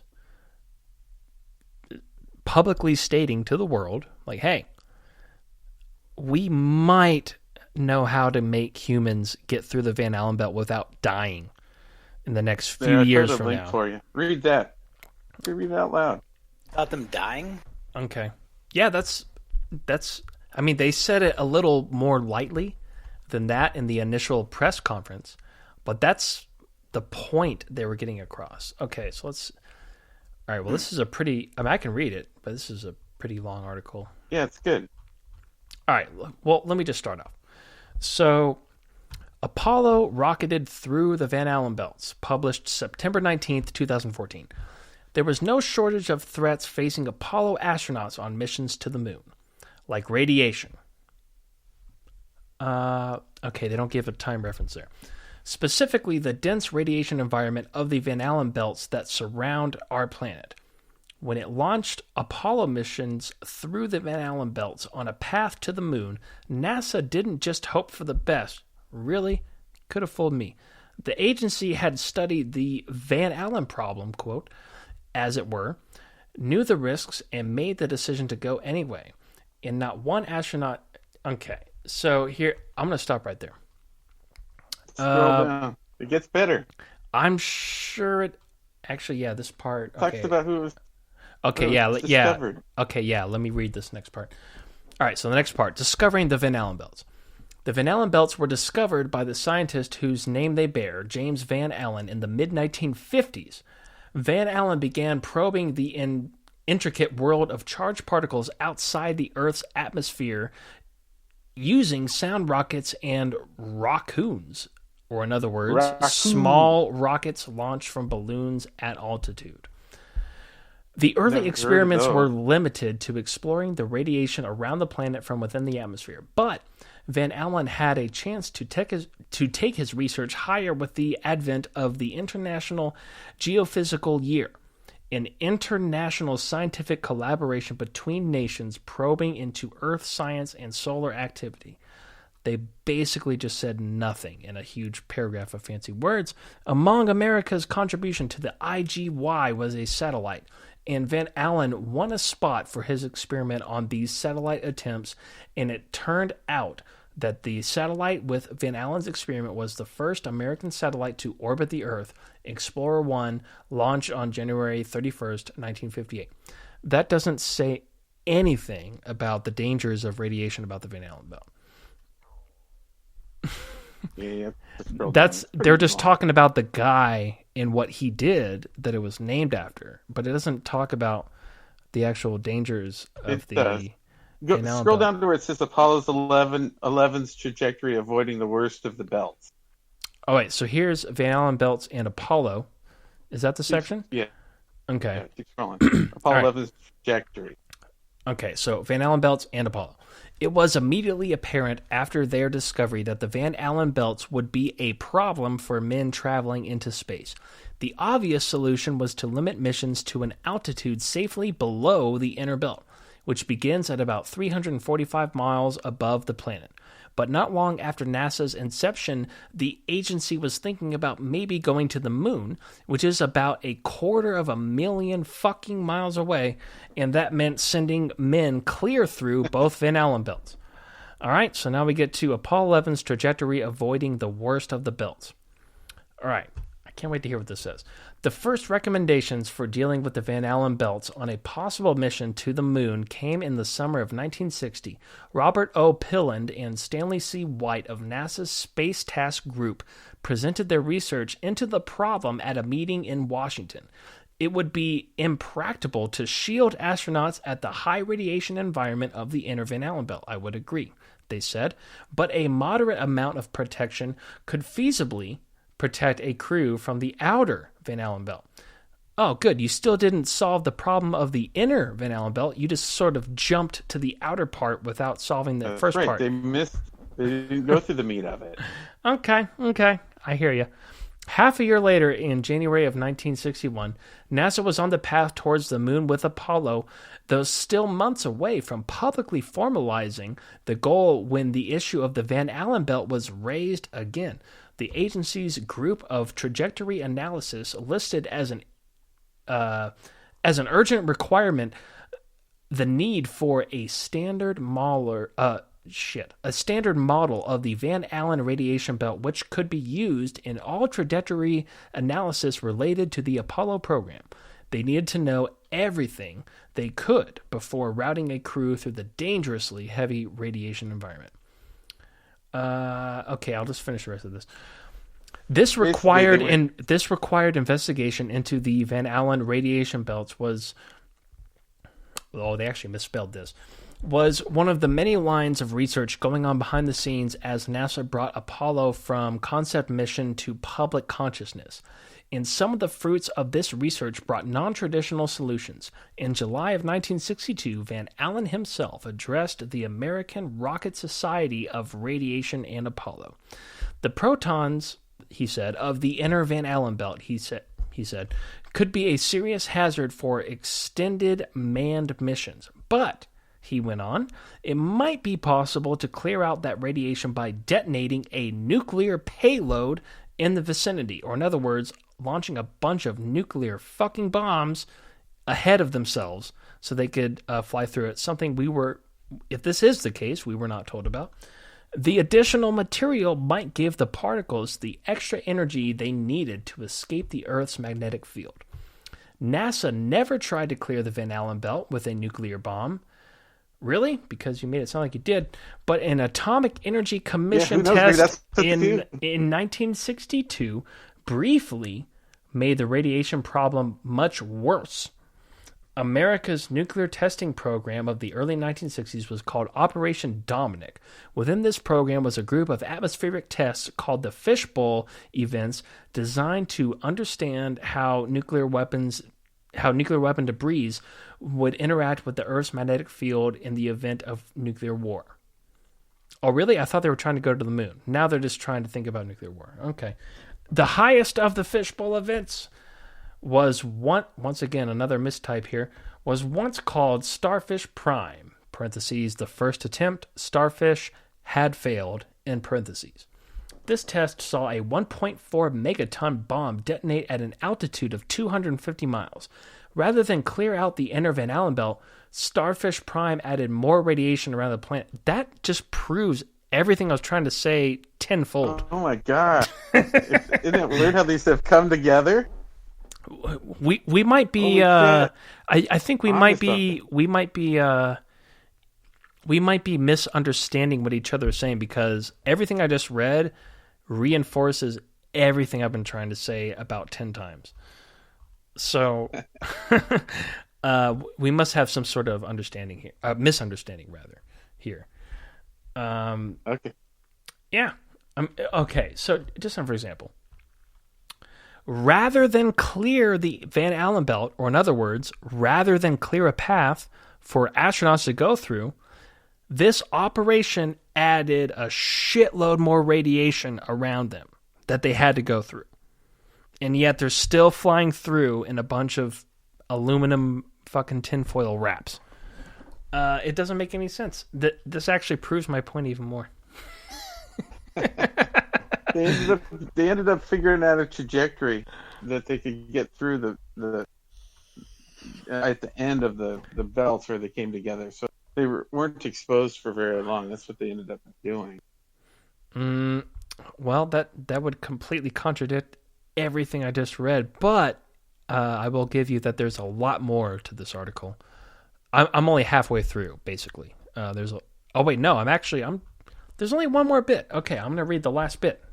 I basically made it through the whole thing. There's only one more bit. The rest of it is just a bunch of shit ads. By the way, where'd you get this? Oh, this is one of those shit websites. All right. Anyway, I'm going to read the website anyway. All right. This is the last bit, and here we go. So it says moon or bust. But even with Starfish Prime, or in other words, the thing that created more radiation around the radiation belt than already existed, according to the previous sentence, additional research into the Van Allen belts determined that they weren't a deal breaker for missions to the moon. In parentheses, by 1969, the high-energy electrons injected into the lower Van Allen belt by the Starfish Prime event had decayed to 1/12 of its post-test peak intensity. So basically, it just magically changed numbers. Okay. By February of 1964, NASA was confident that Apollo crews would be passing through the belts fast enough. I just want to repeat, they have nothing to be confident of. They just all of a sudden changed their mind. That's what happened here. So NASA was confident that Apollo crews would be passing through the belt fast enough that the spacecraft's skin and all the instrumentation lining the walls would be enough protection. It might seem foolhardy in hindsight for NASA to have accepted the risks and send astronauts through the Van Allen belts without extra protection, and I might add, without knowing what the fuck they're going through. But also, it was a minor risk in the scheme of the mission. Well, that says a lot about America military. There you go. To monitor radiation exposure during the flights, Apollo crews carried I've never seen this word before. Apollo crews carried dosimeters on board their spacecraft and on their persons. And these readings confirmed NASA had made a good choice. At the end of the program, the agency determined that its astronauts had avoided the large radiation doses many feared would ground flights to the moon. It's interesting how they pointed out all the problems, and then they just simply said that they figured it out without explaining any of it. Just pointing that out. All right, next part. Over the course of the lunar missions, astronauts were exposed to doses lower than the yearly 5 REM average experienced by workers with the Atomic Energy Commission who regularly deal with radioactive materials. And in no case did any astronaut experiment any debilitating medical or biological effects.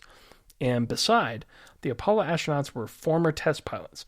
Flying to the moon, radiation exposure included, was still a safer day at the office than putting an experimental aircraft through its paces in the skies above Edwards Air Force Base. And that concludes the article. Do you think it's possible that Fishbowl opened up a hole for them to go through all along? It sure sounds like it. It sounds like they talked about for 5.5 paragraphs how impossible it was to get through it. And then in the last fifth of the last paragraph, they said, oh, we figured it out. They didn't explain how they figured it out. And they just simply said that they went through it without, that's the weird part is in the first bit, they explained why it was really dangerous. But in the last part, they didn't explain why it was not dangerous. They just simply stated, oh, we ended up sticking them through there on a shadow of a doubt, and turns out they came back alive. And they didn't explain why. They didn't go into any science. And once again, this article, just in case you folks want to read this for yourselves, this is from popsci.com, and I'm going to put this in the Spreaker chat. There you go. There's the article right there, so you can read it for yourselves. That article basically, honestly, it didn't prove my point, and it didn't prove yours either. It just, it just, exactly right. it was a bunch of words. It's weird that they brought up Fishbowl. It was a bunch of words that ultimately didn't prove anything either way. It doesn't further my argument. It doesn't further yours. It did mention Fishbowl. That is weird. Isn't that weird? Yeah, well, But that's it- what you get when you go Yeah. to popsci.com. That's the kind of shit you get. But, I mean, honestly, I was really open to that. But they literally didn't explain anything. All they did was explain why we shouldn't go through it. And then all of a sudden, they just said, oh, we went through it. And they didn't In explain why. Apollo 11, the documentary, the couple times they would say the radiation levels as they were going through, on that first day after the burn, when they're really going towards the moon. They kept, then they have that telemetry data, from the video. So they do have some. No, they don't. If you ask a person that actually worked there at the time, they tell us that they don't. Maybe somebody. Honestly, I would imagine that. I would imagine there's no way it's lost. I don't believe that. Somebody has to have it. There's no way it's gone. Nobody would lose that sensitive of data. I firmly believe that. And why would they hide it from us? That's interesting. That's the question. That's exactly my question. Why would you hide it? Or in other words, Nazis. oh, here's Bill. World War II. All right, Bill came back. What's up, Bill? It's so simple. World War II. Look at World War II and look at what Hitler really had going on with the UK. He didn't want to hit targets. They were very advanced. That movie, even though it's a kind of a satire movie, Iron Sky. I mean, definitely believe the space is on the moon. Okay, There's hold on. absolutely no doubt about it. Hold on. Let me. First of all, Bill, where did you go? Why were you not here during this last little bit? Okay, good enough answer. All right, so the next part, I'm going to make an analogy. Turn up your set, Bill. You're kind of dropping in and out. Oh, yeah, we can't. Yeah, if you. Oh, shit. Did he leave again? Okay, he's back. He's back. All right, Bill, can you hear us? Bill. All right, well, we cannot hear you. I don't know why that is. I've got 400 megabit download speed, so I highly doubt it's me. I guess try to reconnect. Wait, it sounds like you're talking. Okay, well, he's Other typing. direction. You went the wrong direction. All right, well, as soon as you can talk, Bill, feel free to come right back. But in the meantime, I'm going to give this analogy. So basically what I just read was imagine a bunch of scientists, probing into McDonald's food quality, right? And, okay, it turns out your meat is not made out of meat at all. Your cheese is made out of rhinoceros hair, and your pickles are made out of, rubber from a motorcycle tire, right? Okay, we figured all this out. And then they explain all of that. And then in one short paragraph at the end of all of that, they're like, oh, but it turns out motorcycle tires and rhinoceros hairs are not so bad after all, and we made it there. The end. That's basically what I just read. In a very crude... Back. It's kind of weird. It's better to do... All right, here's Bill. I can't tell when this Discord's so odd how it's... I apologize for audio. But no, I mean, go on. Really, World War II, the 1940s, were absolutely 60s up to the 60s. Fascinating times. Technology, the things they had then that we don't talk about now. Amazing stuff. I mean, think about all the things advancements that they had back then compared to now. Crazy stuff we wouldn't have what we have today. And I think what... I mean, it's sad. I mean, I'm not saying, hey, hoorah, Nazi. I'm not saying that. I'm saying... No, but I think what you are saying... UK and... I think, first of all, Bill, if you have Skype, that might be a better connection. I can give you my Skype ID. Would that help a little bit? Yeah, absolutely, definitely. Okay, I'm just going to message you my Skype ID real quick. And while I do that... All right, I just sent you a private message with my Skype ID. So Let me get back to wherever we are. Here we are.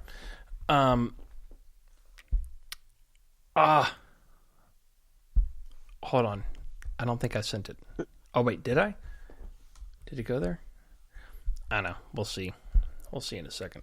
But, actually. They've actually found out a lot of stuff about the Van Allen belt after 2016. All right, here's Bill coming in through Skype. Much better. Yeah, you sound a lot better, too. It's Discord. Discord's just odd for me for some reason. I don't know why. Well, that's because Discord sucks ass. Yeah, I agree with you 100% now, brother. Yeah, that's why the I 60s, never man, did this. fascinating, really. If you just look at some of these video games out there, like Bioshock. Anybody seen that video game before? No, but I've been... I play on a big, massive server for 7 Days to Die. Have you guys ever played that? Mm-mm. Oh my god! You guys are missing out. In fact, that's as soon as this show ends, that's where I'm going. I'm gonna go play That's cool, though, brother. Oh, yeah. You run a server. I didn't know that. Cool. No, that's fun stuff. No, I used to do Ultima Online all the time. That was really fun. See, dude, I'm telling you guys, you got to get into because 7 Days to Die. It's kind of like 7 Days to Die, you said? Yeah, 7 Days to Die. It's kind of like imagine mixing Grand Theft Auto with Minecraft and Fortnite, all mixed into one game. And and then especially if you all hang out on Discord together, it's just and this game has been around for several years. And man, you guys, we've got a massive server. And looking at it, yeah, it looks pretty slick.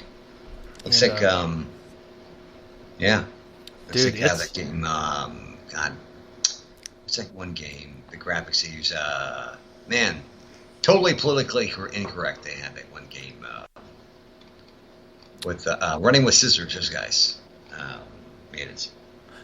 That actually might be the same because this game it was developed by another company, but they went bankrupt. They were called Telltales, and then now it was picked up. Okay. But Telltales. Yeah. But Fun Pimps picked it up so that the PS4 and the Xbox versions, they don't get updated anymore. So now it's only the PC Mac version that gets updated now, and that's by the Fun Pimps, which, ironically, the server we play on is called the Game Society Pimps. Which, by the way, Rachel, I know you're kind of listening to this. Did your code for Splitgate ever work?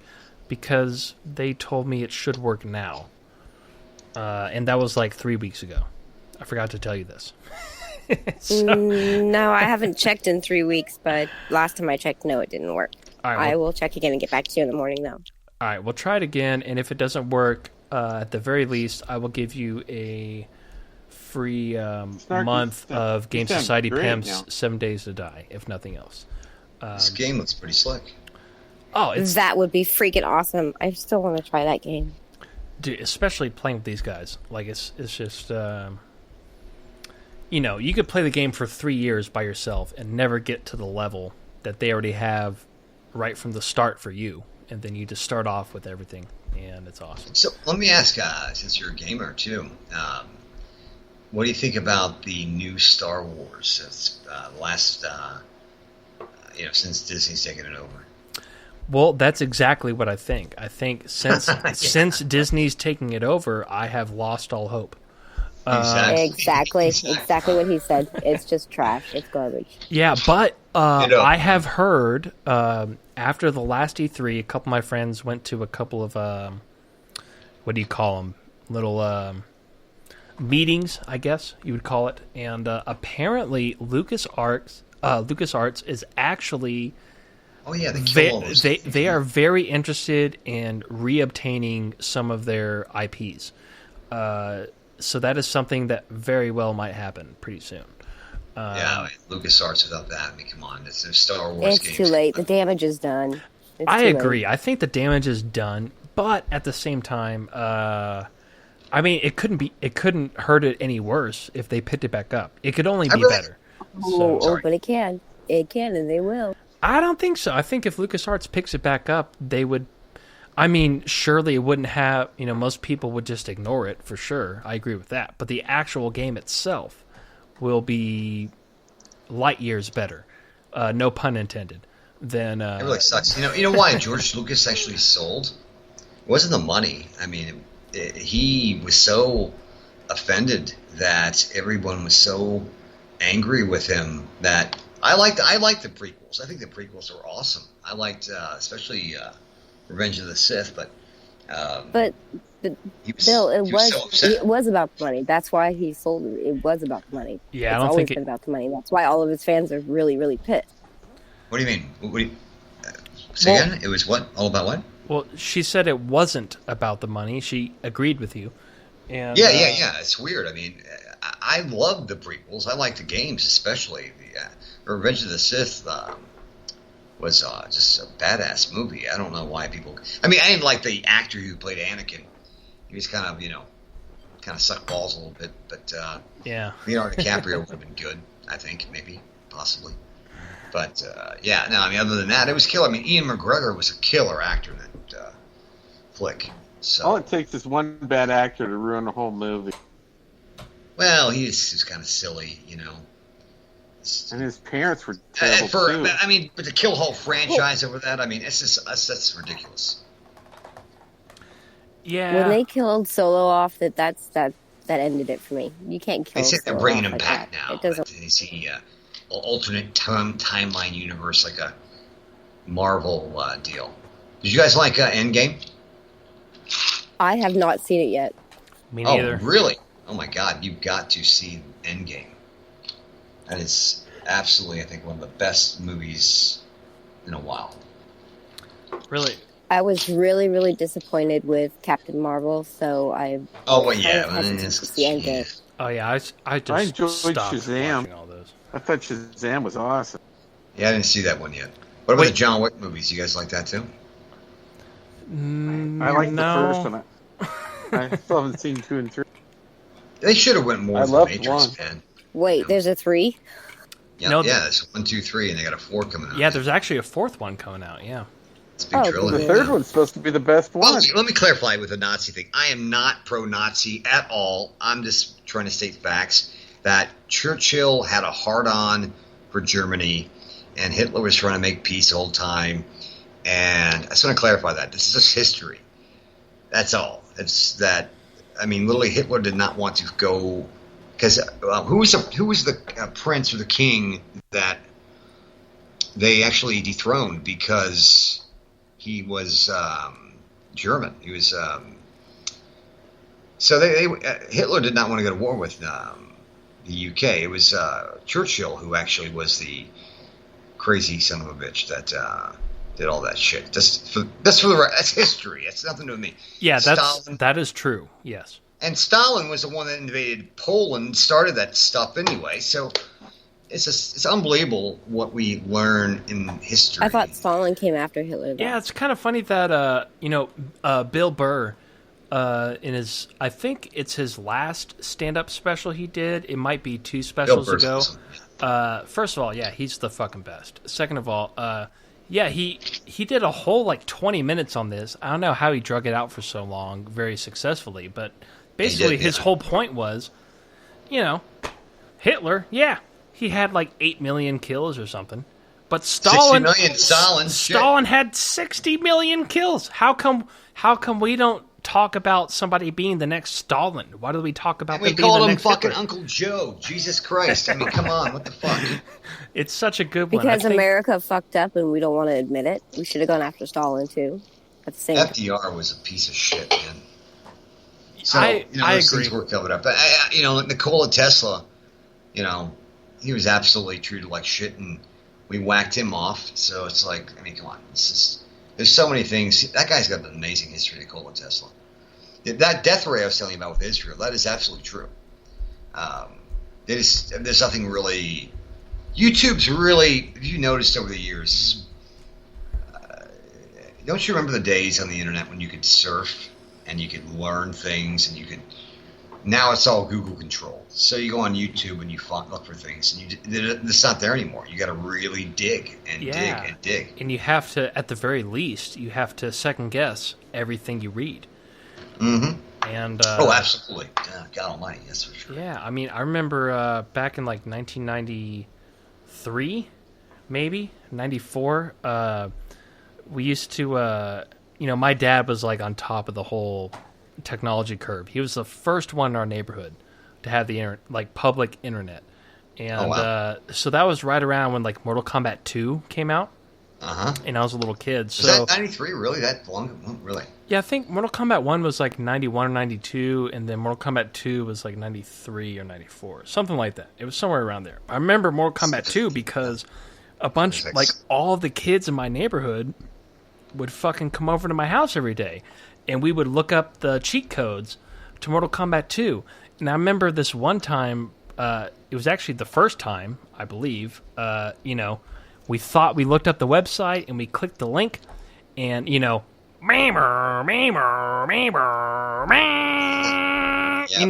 56K modem, and then after 10 minutes, it turns out, oh shit, we clicked the wrong fucking page. So we had to go back and reload for another. I do that. I mean, for another really, 10 I minutes. was doing email marketing in 96, 97, 98, and 99, and I was doing dial-ups, and I still think to myself, I'm like, you always had to have the right DNS settings to get anything to move fast. Yeah, I remember, first got to Vegas, it was running at 14.4 speeds. It was, I can't imagine that now. It's, dude. Okay, here's a legitimate question. Street Fighter or Mortal Kombat? That's a really good question. I'd say Street Fighter. I'm assuming you mean the Street Fighter 2 series. But Tekken. Like Super Street Fighter 2, Super Street Fighter 2 Turbo. Yeah, okay. You know what? Hang me at the cross if you want, but I'm going to say Mortal Kombat. Which ones? No, I'm just kidding. I'm going to say ones Mortal are Kombat. hardcore, man. I mean, hardcore. They're two. A lot of people compare them, but they're really two completely different games. Like Street Fighter 2 is more. Who's that? What? It's more technical, sort of combat based, whereas Mortal Kombat is really more of just memorizing cool shit based. There's definitely a way against the odds on both of them. Yeah. Mortal Kombat is it's not fair play. That's the thing. Yeah, like in Street Fighter, you can mash buttons and still like make your way, but in Mortal Kombat, if you don't know what you're doing, like you're fucked. So that's the difference there. Arcade, man. But that was I found that out the hard way going against my. But really, once it hit 3D, honestly, my favorite fighting game ever, and I think it's the best to this day. Well, not any particular version, but Virtua Fighter, dude. I mean, not the first one, not the second one, but I remember that. The second one on Saturn and the third one on Dreamcast. Although the Dreamcast controller sucked. Did you remember the 3DO? I do. The 3DO had the I love only that. Wing Commander. That was awesome, bro. The 3DO was the only system to have Super Street Fighter 2 Turbo in arcade perfect port. You got it on Saturn, you got it on PlayStation, but the sound effects sucked, and the animation was way shittier. That was the only thing, as far as I know, that the 3DO was actually good for. Was it had the only home port of Super Street Fighter 2 Turbo that was actually perfect. And but nobody. Apparently you had one. It sounds like. I didn't have one. No, my friends had one. Ones. Yeah, it was fun, man. There was that one I always wanted to get, though. I they had I didn't care for them. What was that? I didn't care for those ones. I didn't care for the Saturn. No, Saturn was real quick. They had so many game systems, man. Yeah, well, there was that one though that I really wanted. Probably Captain Harlock. Well, probably what you played was. We had Street Fighter 2 on Super Nintendo, then Street Fighter 2 Champion Edition for Genesis, and then you had Super Street Fighter 2, right, for a Super Nintendo. And then the only console to really get Super Street Fighter 2 was 3DO, which the main thing there was, for one, they added super combos, if you remember that, but they also, you could unlock Akuma. That was the first game that you could unlock Akuma on that game. And then they made a really shitty port on the PlayStation and the Saturn, which came in the form of, what's it called? It was like a 2-disc game for either system, like Street Fighter Collection. That's what it's called. But those versions were way shittier. If you actually care enough to play the original shit, it's only on the 3DO, which is ironic because there's no other game on the 3DO worth buying a 3DO for. But that is the one. I liked Wing Commander. That was good, right? Wing Commander 3 with Mark Hamill, remember? Yeah, Mark Hamill and the other guy. And he had that, that porn chick was in it too. That's right. Yes. At the time it was pretty cool. But, it was fun, man. That's back when. Well, even before that, I remember when I was a little kid, I went out to Disneyland, and they had this major arcade, and gosh, man, I remember just back then it was so far advanced. It seemed. Remember they used to have like video game shows, TV shows, where they had all these, the latest games and everything. I don't know where you're from, but part of the world, but where I was from, West. What was it called? It was on basic cable for a while. Then eventually it made it to, it went to rather, like digital cable or whatever. It was called G4 TV. There we go. And you know what's really fun to watch is, y'all remember the guy with the bald head that hosted G4 TV, like the main show on there, right? I remember him, but I don't remember his name. Well, look up. All you have to type in is G4 TV last episode, and it was the episode that he got fired after, and he knew he was getting fired, and it's really interesting to watch how. I think I remember that for some reason. Yeah, it's really interesting because he was doing it for like a good 8 or 10 years, something like that. But then all of a sudden they decided to, they didn't meet. They decided to fire him, and then he knew it was his last show. And if you look it up, you can see him looking at the producer and looking back and just having this dreaded look on his face, like, what am I going to do after this? And then the show ends. It's really fascinating. Remember they also had the That's so sad. It is sad, but it's also fascinating. And sorry, I'm on my normal stupid laptop mic, but yeah, do you remember the? They also had. Who's that bald-headed? Well, he wasn't bald-headed guy, gray-haired guy. It was 24 hours a day about computers too. On G4 remember? TV? Was it G4 TV where it was all about computers too? Like I had like the workshops and then how to build your own computer and all this wild stuff. It was. He's still on, I think, on YouTube. I think the gray-haired guy. What was that, man? I don't know, but I do feel pretty bad for because G4 TV was a pretty successful thing for more than a decade. I want to say. It seems like they killed off. We're talking about the moon landing, all these different things, different topics. Really, they're killing off America. That's what they're doing. Let's be realistic. Well, I think that's what's happening in this country. Well, what's ironic is and zombies are letting them. And that's the thing, it's fucked up. Excuse my language, but that. Well, yeah, fuck the zombies anyway. But on top of that, cell phone zombies. That's what I call them. Fucking cell phone fucking zombies. But you're gonna feel your pain. Everyone in my area is a fucking smartphone zombie, and if you take it away from them, they literally have a psychological breakdown within minutes. And dude, I have the. I was in a fucking. Sorry. It sounds like my 13-year-old daughter. Dude, I have the best photo of all time. It's from my old phone. It's on my computer somewhere. Hopefully I can share it in the Discord sometime soon when I find it. But there was one time where I went to a bar in Austin, Texas. This was a few years ago. And so they have, it's a regular bar. You can sit at the bar, you can sit at the dinner tables, or whatever. But they had a little lounge area, right? Where there's like 4 different couches, all surrounding, kind of like Friends. Remember that TV show, Friends? Where they all sat around the coffee table? Yeah, I remember it. Yeah, it was like that. But, so this group of like 8 fucking people came in there. They all sat down, and every single one of them was looking at their cell phone. Not a single one of them looking at anybody else around them. And I actually have a photo. Sad, dude. I have a photo on my computer of 8 people surrounded by a coffee table, all looking at their phones, not a single one paying attention to each other. I was like, wow, this is where we're at.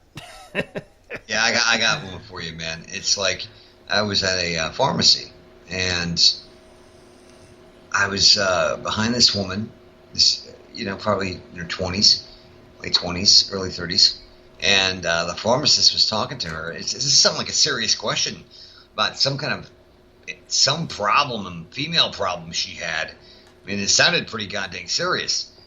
And this fucking, excuse my language, bitch, just looking at herself the whole time, talking to the pharmacist about some medical problem with her down there, parts. It was like, I said like something to her, I didn't know if she was talking to the phone or to the fucking pharmacist.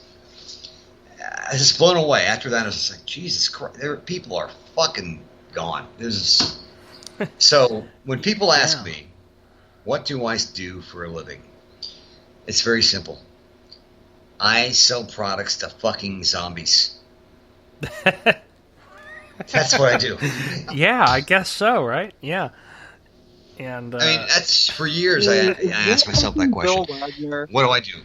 Say, oh, you're a spammer. No, I'm not. I'm an email marketer. But yeah, what's up, dude? Yeah, it's kind of hard to imagine. Like, I don't know. It's just kind of hard to imagine. That's something we should talk about too. Like, yeah. Messaging. Hold on. Let me see how much time we have left. The zombie. We've actually got quite a bit of time, but I don't think I'm going to stay up for that long. So. No, I have to go to get going too. But I tell you, man, what about the?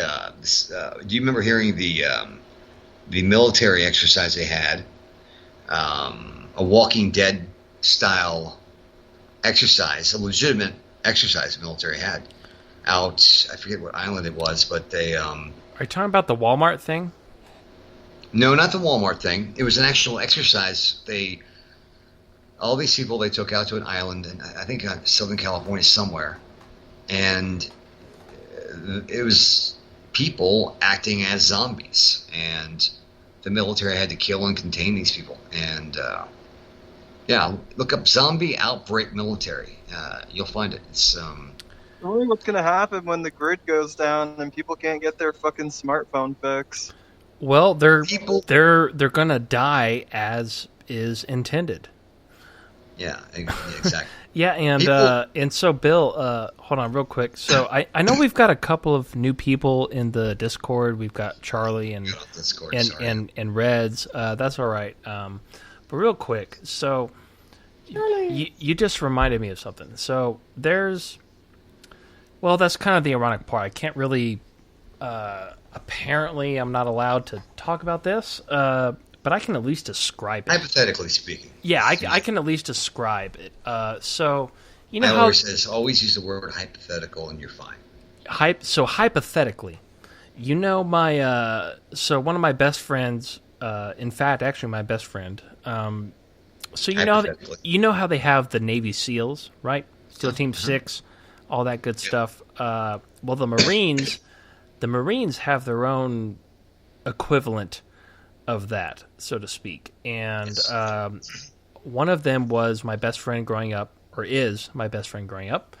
And on top of that, he actually got what they call the Gung Ho Award, which is, where everybody else in that division votes for one person to be the ultimate badass of that division, and that was my friend.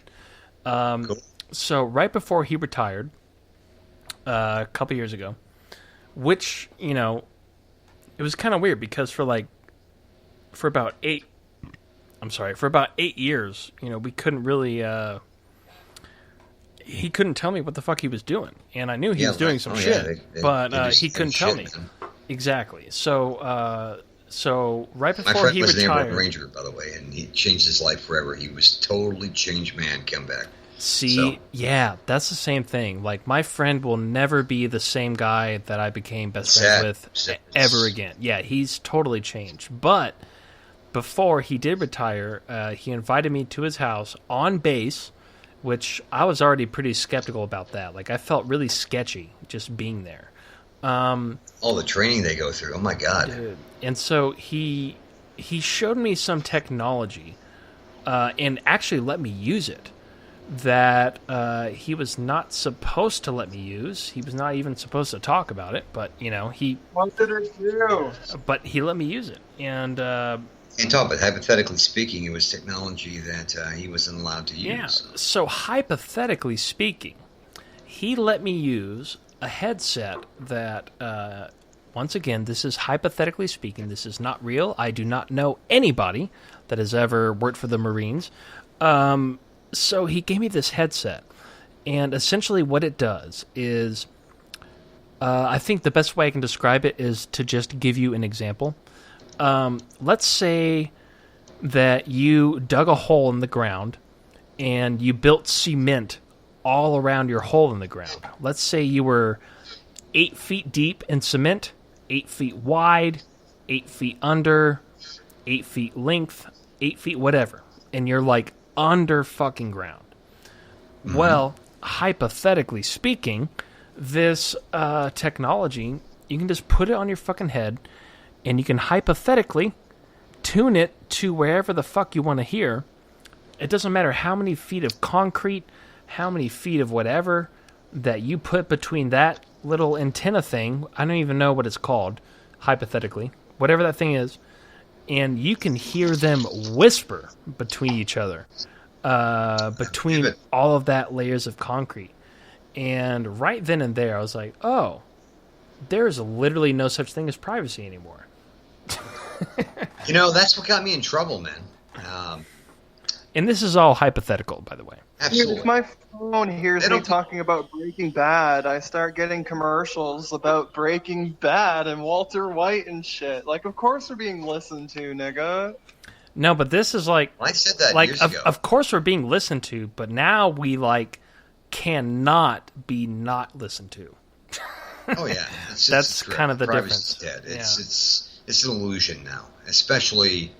when you really understand the technology they have. It goes way beyond what I know, that's for sure. But and of course, this is all hypothetical. This is not real things. So exactly, exactly. But there is things that aren't hypothetical that are real, and our privacy is dead, and people need to just I don't know. It's well, that's what happened when I went on Alex Jones and George Norrie.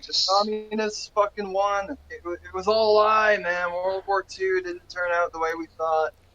Well, here's I see where you're getting at, but here's the thing. Here's my bottom line, I guess. I'm going to be funny, but I'm also kind of not.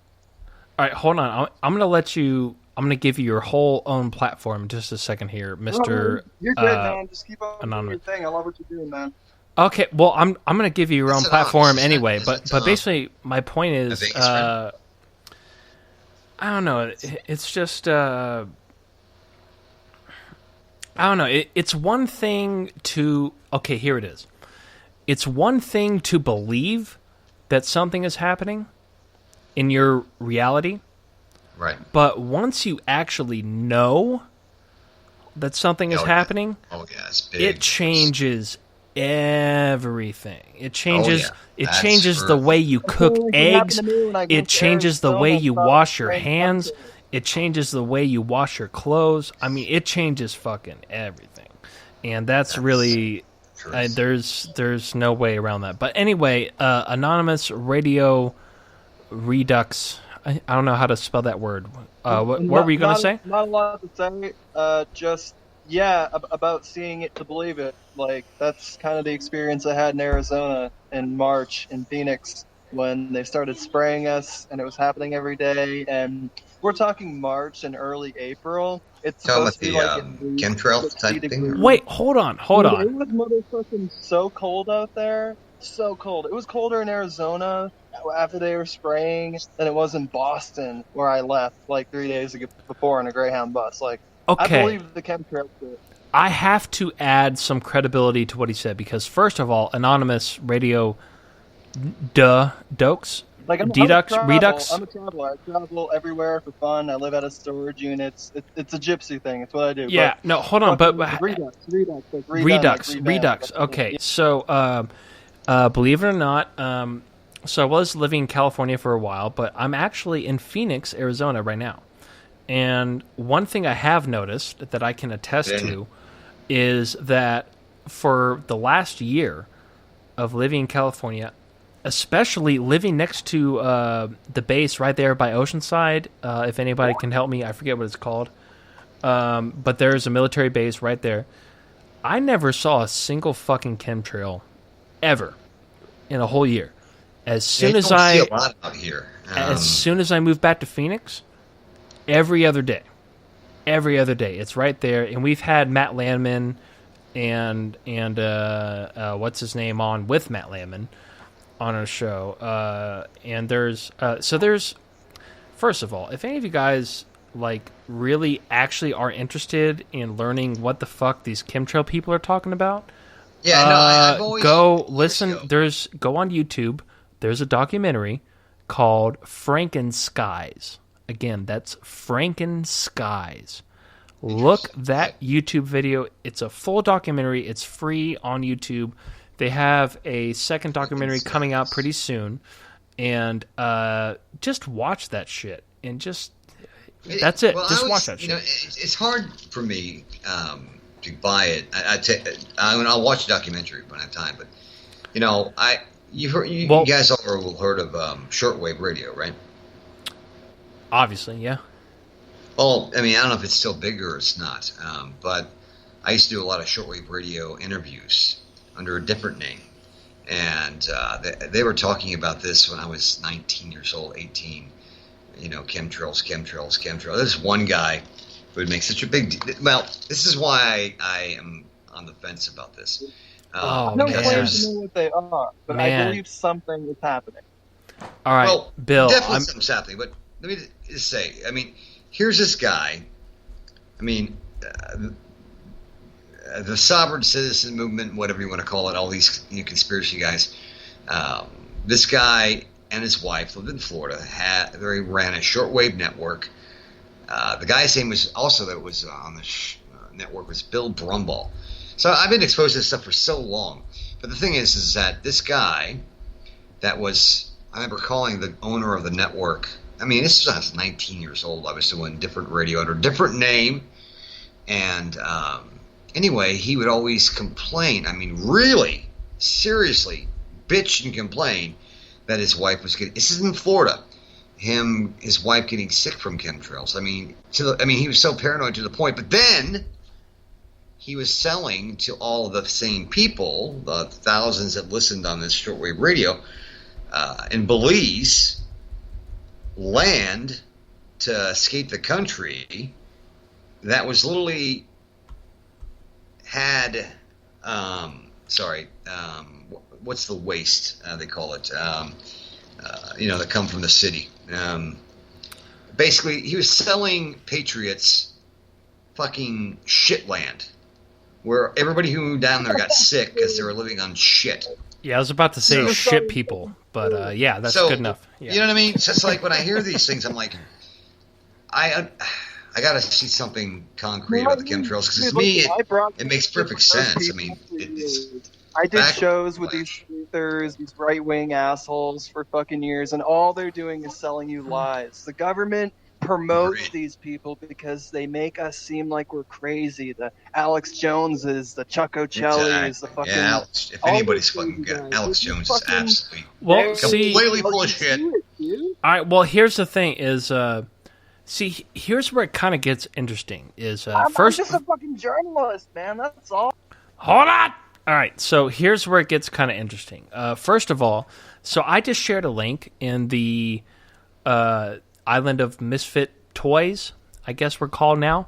I just shared. We should do that, man. I just wish we should get our own fucking shortwave station. I just wish we were still called, Somalia, Internet Somalia, but that's all right. But either way, I just put a link. It's a couple links up now, and it's the full documentary it's a chemtrails documentary. And I've got to be honest when I say that when I had this guy on my show about a year and a half ago, I did not, I didn't believe what he was saying. I just knew that it would attract a lot of listeners, and that's why I had him on the show. But after having him on the show, and I talked to him for quite a while, a couple of days after the show, I was like, damn, there's actually some fuckery going on here.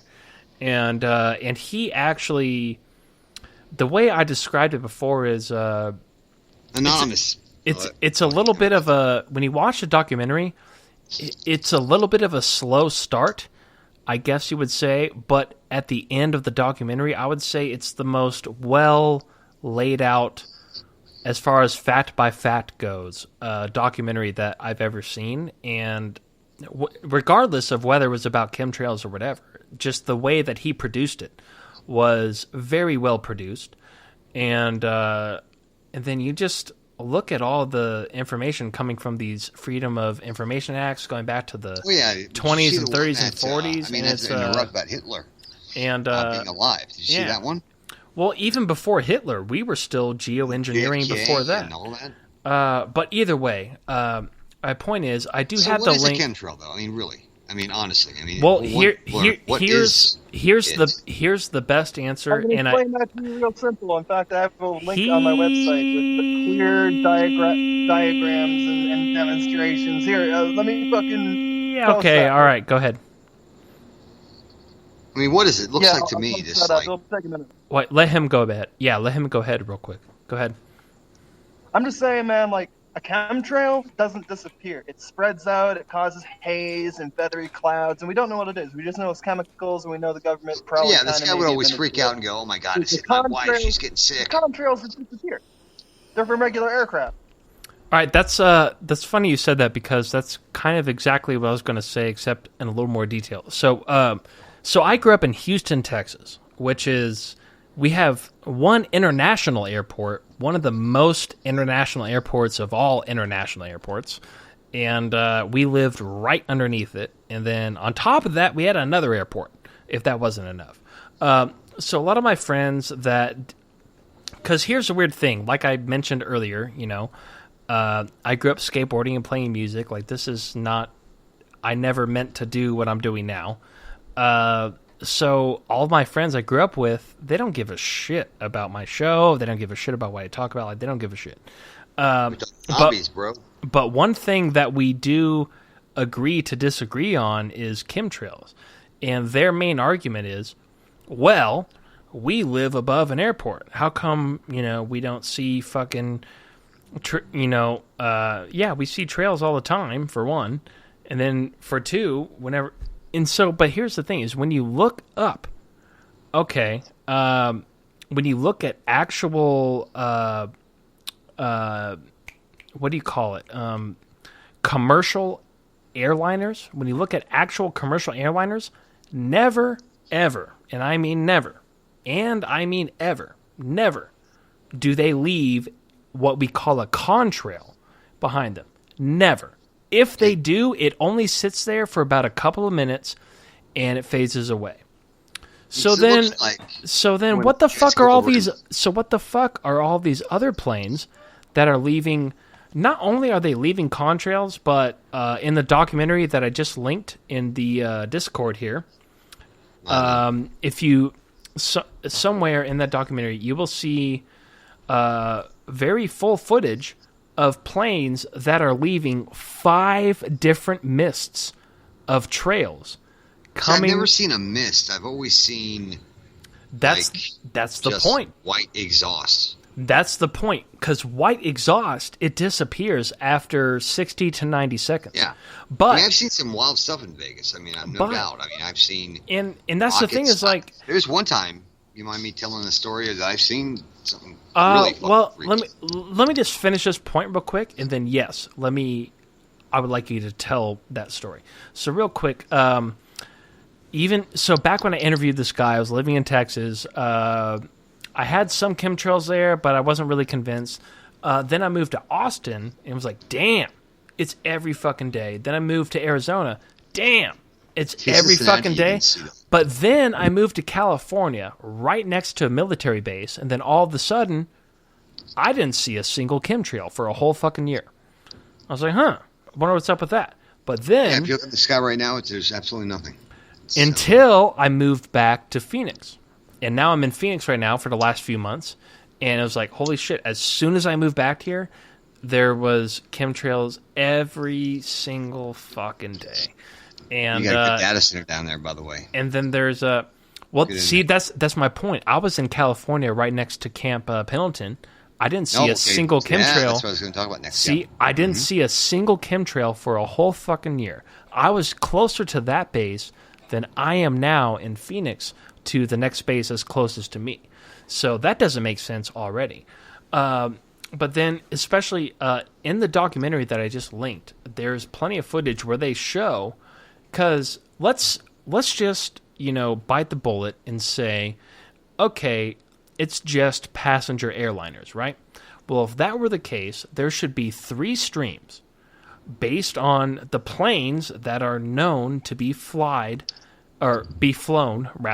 from the international airlines. There's only 3 streams possible: the main engine and the right and the left. But yet, if you zoom in your phone, you can easily see at least 5, if not 7 or 9 different streams coming out from the wings. You're like, what the fuck is going on here? And then when they zoom in, you can see there's not even engines there. They're basically just dumping the shit out. And that's not to say that the people that are doing it are actively, fucking people over. It's just, that's their job. They signed up for the airline. Like, hey, all you have to do is put this shit in this tank, and there you go. So that's what they do. For all they know, they're fucking putting gas in a car. You know what I mean? But when you actually look at it, it's like, what the fuck is this shit doing? And it's really easy. I totally get why a lot of people don't think that they're, especially, like I said, if you're in California, where I was, there's no reason for you to think that there's chemtrails going on, because they're not going on there. But when you live in places like Arizona, or Phoenix rather, and Austin, Texas, it's like, damn, this shit is happening every fucking day, and it's fucking crazy. But that's the end of my speech. Let's go ahead, Bill. What do you have to say? Well, I saw something absolutely just blew my fucking mind. I mean, really. I mean, blew my mind. And it's hard to do that. So, one night in Vegas, me and my children, we were out and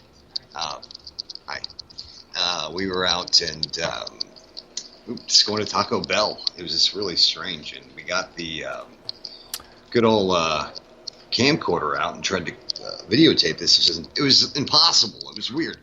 You looked up towards Camp Pendleton area because there's a rocket base out. You look out to the, I guess towards California, and it's like it looked like at first I thought it was a misguided rocket that just went crazy. Went up, side, to the left, to the right, up, down, and it's all over the goddamn place.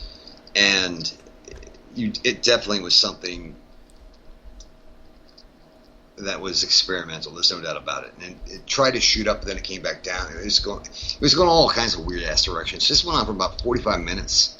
I had a camcorder on this damn thing, and we're just watching it. And I looked back at the footage, couldn't see a goddamn thing. But we sat there for 45 minutes watching this damn thing. I mean, I've seen a lot of those types of things out in Vegas because they do have these different rocket bases. I mean, so I don't know if UFOs are legit, but, well, yeah, UFOs are legit. but not necessarily. Yeah, it doesn't necessarily mean that they're made by aliens. Right. Yeah. Exactly. I was invited to go out to Camp Pendleton. This is a little story. This is kind of cool. I used to really, I totally respect the military and what they do. And when I DJ'd at Scores, all the military guys would come on down there, and I'd buy them drinks and all this stuff. And these guys wanted me to go out to Camp Pendleton with them, and they came in and they wanted me to go out and get in a Black Hawk with them and just blow the shit out of everything. These guys were drunk. It was hilarious. But yeah, I know I've seen some really wild shit out here in Vegas, which makes absolutely no sense. So yeah, it's trippy. But you don't really see anything at Nellis. I mean, Nellis is a massive place. I mean, it's huge. Yeah, and that's I'm glad you said all of that. And another example is back when I was living in Houston, which, by the way, if you ever get a chance to go to Houston, just don't go. There's no reason to there's no reason to go there. But if you do, you will notice. Houston's a fucking trash pit, am I right? Listen, I was born and raised and grew up in Houston, and fuck Houston. I have every right to say that, and I'm just letting you know, fuck Houston. So, but if you are living there, why I left Maine, dude. What's Maine wrong with Houston? Are you fucking? You've obviously never been to Houston. Okay, well, anyway, let me just get to my point. So one of my, this is actually kind of an interesting story. So I was talking to him about chemtrails after I talked to Matt Landman, the guy that did Frankenskies and all that, and I was telling him about all that, and he got really like what I can only describe as defensive about the whole subject. And I found that kind of interesting. It was like, that's weird. Like, we usually, see eye to eye on pretty much everything. But yet he's like, he does not want to look at this. And then his whole argument was, yeah, but we have an airport right here. And my argument was like, yeah, when's the last time you looked up at a plane that had a contrail behind it? Ever. When's the last time you fucking looked at that? And then he started looking up. He couldn't fucking see it. Neither could I. And because at the time I was living at his apartment. Then after a couple of weeks, I was like, okay, we've both seen that never happens. So who the fuck is making those contrails?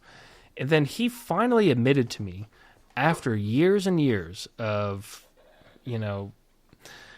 basically dodging any topic around this, not only chemtrails, but any sort of conspiracy theory. Like it's weird because he's really smart, but he would like to avoid certain topics. And finally, he just came clean. He was like, listen, I know there's some shit going on. I get it. But I don't want to think about it. Like, I really don't. I don't care. I don't care if there's fucking draconians spraying oil on our fucking corn cobs. Like, whatever. He doesn't want to think about it. And I was like, okay. Like, all right. I wish you would have told me that like 5 years ago. Perfectly. Like you guys have. I mean, it's that guy would always complain about it, and I just never have seen it. So, like that, never affected me. I don't get me wrong. I do get allergies, and especially coming from Cincinnati. Yeah, but allergies could be from anything, though. That's not a good. Well, in Dayton, Ohio, I mean, that's where the big Wright Pat Air Force Base is. That's where they say the aliens stored. What's that? Hangar 18. Yeah, they say that. Yeah, I was up there though. I was miserable living. I mean, absolutely fucking miserable. But I've noticed out here though, it's starting to get that way. I don't know. This country is just completely changing, and I think it's time for my advice for anybody really is make money and get the fuck out of here while the shit blows over.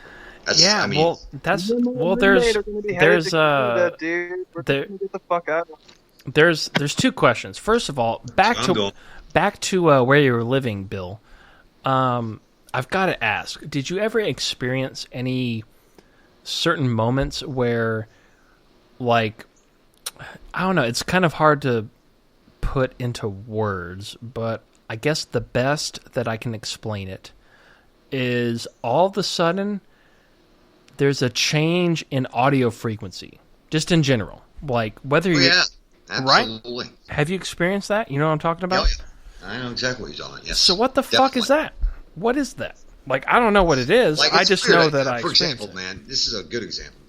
Is sciatica. And you guys know what sciatica is? Anybody know what sciatica is? Actually, no, I don't. Sciatic nerve that goes down your left leg or right leg, or it's like in your buttocks back area.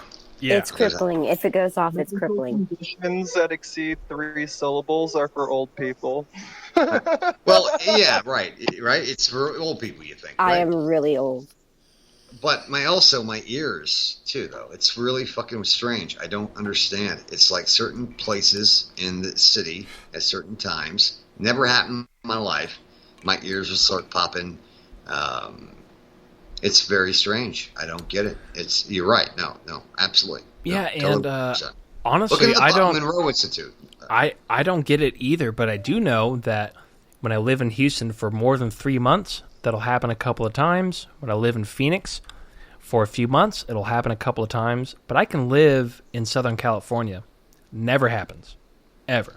It only happens in Phoenix. Where I am right this second, I have no problems whatsoever. But if I go, I don't know. It's I don't know. They're doing something. That's for sure. It's like you're going if you're going scuba diving, the way your ears pop, or if you're going up in an airplane, you have that pressure. Yeah, it's kind of like it's actually very similar to that. It's just all of a sudden you're hearing a different frequency is the only way.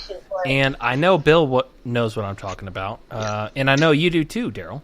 I have an explanation because I've had it collectively when I was on a radio show. All the people in the radio show, even in other states of the United States, were experiencing at the same time a pressurization that created like an ear popping feeling. Literally, our ears were popping. Well, that's the ironic thing is because that's never happened during my radio show, so I guess that means that my radio show sucks. So No. It was like before that. It happened like 4 or 5 years ago, but we all felt it at the same time. And I think, and I felt that Art Bell show. Remember that Art Bell show when everybody? Oh yeah. He dared everybody to bend the spoon or something. He was bend something, and everybody thought about it and they did it.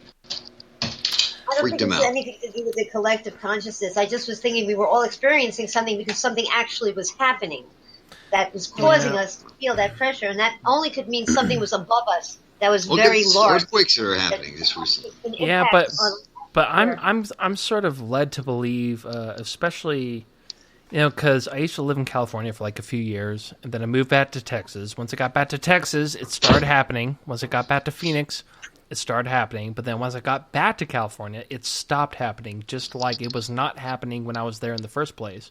Were you in a major city now I feel in completely California? fine. Were you in the city or were you in the suburb? I mean, I have. I'm sorry. I know there's a couple of people talking, but yeah, I don't know. I don't know what. All I know is where it happens and where it doesn't. And I know other people that have experienced the same thing. A lot of close friends of mine, and sure enough, it only happens when they're in the same place that it happened to me. So it just. I mean, obviously, that's not really any sort of basis to base anything on. That's very that's very primitive. Really. That's very primitive sort of nothing to base that off of. But at the same time, to me personally, it's like, okay, as long as I don't live here, I don't feel that shit. And so I can only imagine how many more people actually experience the same thing, which whether coincidence or not, turns out to be all of my friends. So, do you remember the movie They Live with Roddy Piper? Oh yeah, how could you forget? Which one was that? Well, that was my idol growing up. The one where they where he puts on the sunglasses and he sees, be here now. And kick ass and chew bubblegum. All these subliminal messages, and then the monsters that would appear with his glasses on. Yeah. Yes, totally. Yeah. It was a great movie, but it was a good movie. That's like really seems like that's the case now. It's a great metaphor, I think. for. Well, they say he was killed because of the things he was saying right before he passed. There was an interesting interview, him and his son Colt, I think. Yeah, that's a good point too, actually. Yeah, you know what I'm talking about, right? He gave an interview. I think it was on Alex Jones' show, and he was talking about things that he shouldn't have been talking about in Hollywood and things. And and that's a whole nother. I see exactly where you're going, and yeah, that's a whole nother. Roddy Piper was my idol. I mean, he literally, watching him as a kid and seeing him, and that he really inspired me, and that was my goal in life, was to work with him. And then he passed away. I was like, fuck. But yeah, but I think that there's and I have a feeling, Bill, that you might actually agree with this, is that as much as people like me and Cortana and Darren or whoever you want to attribute this show to, as much as, we have other guests on this show, like, for example, last week, we just had Richard Allen Miller, one of the greatest minds in modern history. If you need guests, let me know. That's one thing I'm absolutely connected with. So I was going to ask you that off the air, but now that you mentioned it on the air, yeah, I would love to do a B-side show with you for sure. And I think we have a lot to talk about too. But I think I'll do one too. Yeah, I'll be actually, here, man. yeah, you know what? Was that you, Rachel? Yeah, I think. Yep. Yeah, I think. First of all, I've got to refund you for that game. I'm sorry that didn't work out, but don't worry about it. But yeah, on top of that, yeah, I think we could do a pretty cool show too, just with you and me and Cortana or whatnot. But anyway, let me get back to my point. All right, so it's easy to do that when we don't really, know that we're. You know what I mean? Sorry, but these loud, fucking rude people. Sorry. Yeah. Hey, yeah. You hear those hot rod Get sidetracked like bastards. a rabbit. Sorry. Yeah. Shut up, you stupid. What the hell was that? See, that's why I live in Phoenix, because we don't have a bunch of gay bikers here. Exactly. I never thought that ever happened in Vegas. I really did. But yeah, no, I definitely I don't know. I feel like, once again, Bill, I feel like you would agree that there's definitely, there's some things in life that that you feel like need to be discovered, and you kind of, you crack. There are absolutely, but you crack a pickaxe or two at this category and that other category, but then you ultimately end up coming back, and then you kind of realize, like, there probably is a few things that we should that we're probably better off not really knowing what's going on. And I know that sounds really like shitty, but I don't know. From my experience, and from all of the people that I've interviewed, much less Bill has obviously interviewed more prominent people than I have. There's just a certain point where you realize secrecy is not necessarily a negative thing. There maybe, I don't know, maybe not, but maybe there might actually be a good reason why we're probably not privy to several different things in our. Like the moon landing thing. I mean, don't get me wrong. I mean. And this is what I think happened. I think they absolutely went. I think so too. Yeah. But it's definitely not what we saw on TV. I agree 100%. I agree with that. I really, really agree with that. I think that we went, but we went later than what we actually showed on television. I think they didn't want America to panic because of, Russia and everybody else was getting out there, that they decided to stage something so that it looked like we were up to par with them, and then later on they finished it. They completed. Well, I almost agree with you 100%. The only part I don't agree with you, Rachel, is that instead of afterwards, I think they actually figured that out beforehand. And but the same thing nonetheless. And I feel like they made the right decision And that's it. I feel like they made the right decision, and there's just some things that and once it, like, not to sound like a fucking asshole, like, I don't mean to sound like I know whatever was not, relevated to us. I don't know. I don't fucking know. But I have a feeling that we're probably better off knowing. Better off not knowing, rather. So to speak. And I've got a very slight, little, tiny bit of faith in that. Not a whole lot. I've got a little bit, though. I've got a little bit of faith in that. It's just really interesting this Donald Trump thing. This is probably the first time, no, it is the first time in life that, Ross Perot. I don't need to go off topic a minute, but Ross Perot, he just passed away recently. You know that, right? Oh, did he? Shit, no, yeah, I didn't know that. I hadn't heard that yet. Wow. No, he passed away last week. Really? But he was a very paranoid guy. Well, he should be. He should be. Why wouldn't he be? Well, he was really. Cameras everywhere. You could not get to this guy. Of course, why shouldn't he be? But he died at an early age too. He found out he had leukemia, and then he died like 2 weeks later. Oh, that's right. Yeah. It was like bam, just like that. But with this is the first political season I've actually stepped out of and said, I don't give a fuck. It's just it's just so strange. Don't get me wrong. I think Donald Trump has definitely tried to release a lot of different things, and I think he might mean well, but you can feel that tension out there and cut it with a knife. You know what I'm saying? I feel like Trump was a very necessary shit step towards what we're going to be after that, if that makes any sense. Like, during the initial elections, it was really weird for me because I did not want to vote for Hillary, but at the same time, I did not fucking want to vote for Trump either. So, ultimately, I didn't vote. That was the first time I never voted, was the last one, because I could not honestly vote for one or the other. But I do have to vote last election. I didn't at all. That was the first time. Well, so I don't want to ask you what you voted for, but I will say that I helped Trump's campaign.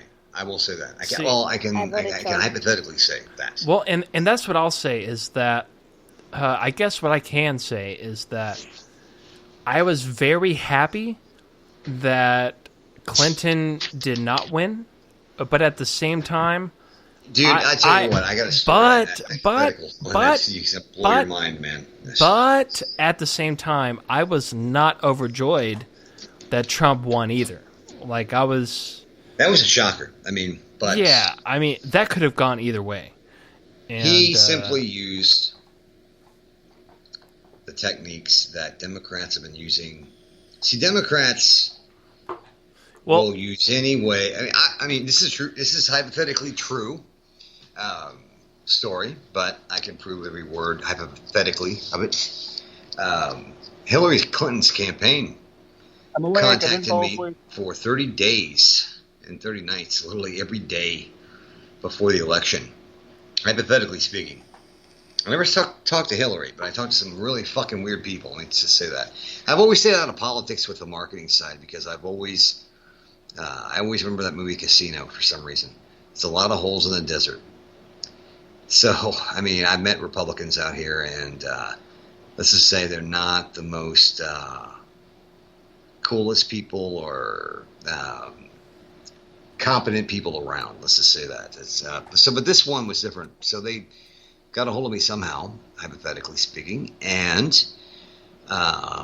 this would not let up. Just every day for at least a month. And hypothetically, at the end of that, dance that they were giving me, which I should have taken for their money, but I did not do that, hypothetically. But what they hypothetically did is said, we got a present for you. And I was obviously, kind of worried what that present was, because I was telling them to fuck off, literally, hypothetically speaking, every day. No, fuck you, no way, I'm going to do anything for Hillary. And hypothetically speaking, I received every single email address, phone number, and who everybody had voted for the last 2 presidential elections, hypothetically speaking. And I didn't believe this was real, so I made a few calls to these people, and they sure as fuck were real. And I, hypothetically speaking, gave that information to that party and helped them, nudge them in the right direction. Let's just say that, hypothetically speaking. Wow, you definitely have a lot of hypothetical connections than I did, hypothetically speaking. My last interview, if you go back, you look me up, all you know, Google hates me and says all this fucking weird shit about me.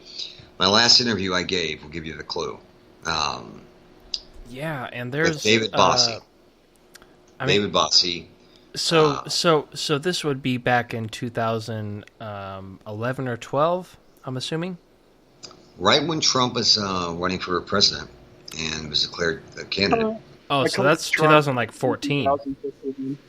Mm-hmm. Okay. Yep. All right. Well, David Bossy. So if you look me up with all that trash that's out there, bullshit lies. Thank you, Google. Fuck you, Google. I'm coming for you, Google. But there's you said in Bill Wagner Blog Talk Radio or Bill Wagner David Bossy.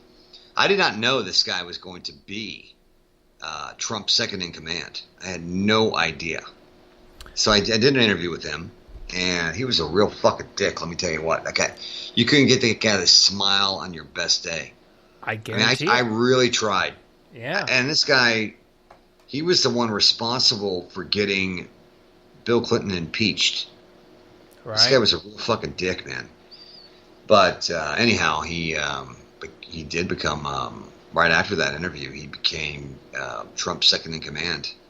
And, yeah. So that's why I question Trump, because he surrounded himself with people like that who are complete fucking weirdos, man. Like, I don't trust that Pence dude. That guy is out of his fucking mind. Yeah. So Drew, you're gonna come out and say, "Hey, can you say the word no?" Hey, it's the first time I said the word fucking probably the whole show, dude. Well, it's just funny to me because back in the day when I was now this was back when I was just a skateboarder, which is some of the people in the chat I think saw some of the footage from that era. But whether they did or not, this was back in that day. And it's a really long story. I've told it on a bunch of shows before. I'm not going to tell the whole story now, but I'm just going to shorten up in like one sentence. I ended up working for a company that developed artificial intelligence technology that ended up later being acquired by Google and therefore Facebook and YouTube and all that stuff. Really? But back in the day, yeah, there's a whole episode of Lighting the Void from back in 2017 where I actually told the whole story. I'm never going to tell it again. So if you want to hear it, you can go listen to it. If you don't want to hear it, I don't care. That's all right. And I really don't care either way. So, but, Google actually purchased something from you? Really? Well, let me make it more clear. I was basically a kind of like a glorified secretary for the office that was developing the same artificial intelligence that is now used today by YouTube and Google and everybody, Facebook. In fact, that was our whole mission, and by our, I mean their. That was their mission to keep it from Google. But long story short, I explained the whole story on Lighting the Void back in 2017. I will not say it again. I will actually never say it again because I've already said it once and it got me enough trouble, and that's that. Do you remember what month it was? I do. It was, I believe I remember the day. I'm pretty sure it was August 25th, 2017. Okay, thanks. If not, it was August 26th, 24th, 27th, something around then. The title is called, I don't know, I forget. It has something to do with artificial intelligence, and my name is in the title, GG, something like that. So if you want to, and that's kind of the weird thing about this. It's like a lot of people, you know, they come on shows like, yeah, I did this, but I don't want to talk about it. Well, in this case, I don't have to talk about it because I already did. So if you want to hear me talk about it, go to Lighting the Void, GG, Artificial Intelligence, whatever the fuck it's called. And there you go. But in this case, it was kind of interesting because... So, like I mentioned before, I'm just going to make this real quick. So, at the time, I was just... Well, I mean, can I ask you real quick? Something real quick? Yeah. So did they directly get this from you? I mean, like, did you basically benefit from them? I mean, how did they treat that? Probably the opposite. No. They made me think I was going to gain some shit by working for them. Turns out they basically ruined my life. Long story short.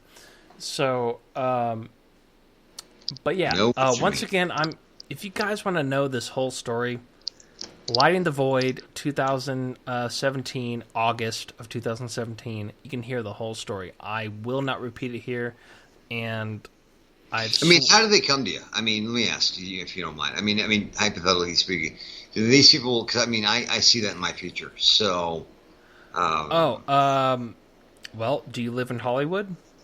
Anywhere near there? No, I don't. But I've worked with many of those fucking assholes. So yeah. Okay, well, don't work with anybody that lives anywhere near there.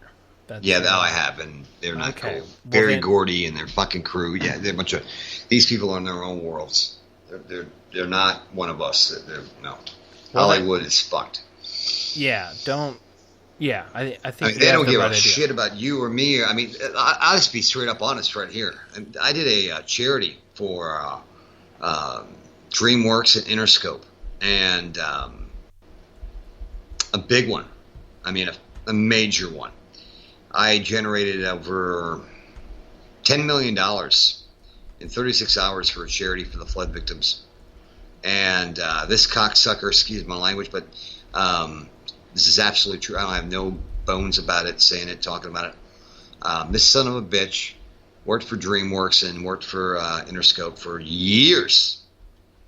And he took that $10 million that was generated. It's a little over that, but give or take 440-something thousand donations at a dollar to whatever, if you wanted to donate. This is in 36 hours, so it blew my mind. This is the first real experience with doing something like this. And this motherfucking agent for them, we used to go to birthday parties with these people, tried everything to get in with these fucking people and just be nice, normal.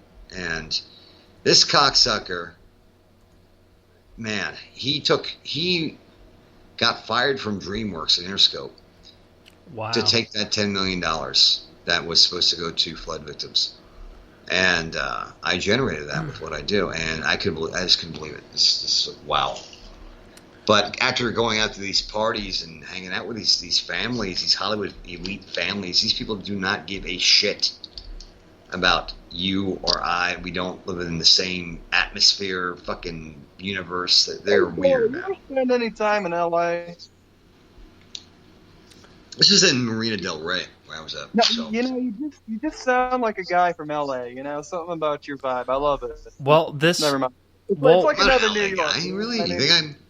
Well, it might have happened in L.A., but once again, I will defend you in this case. This is the only sort of thing that can happen in L.A. I already know exactly. I know exactly.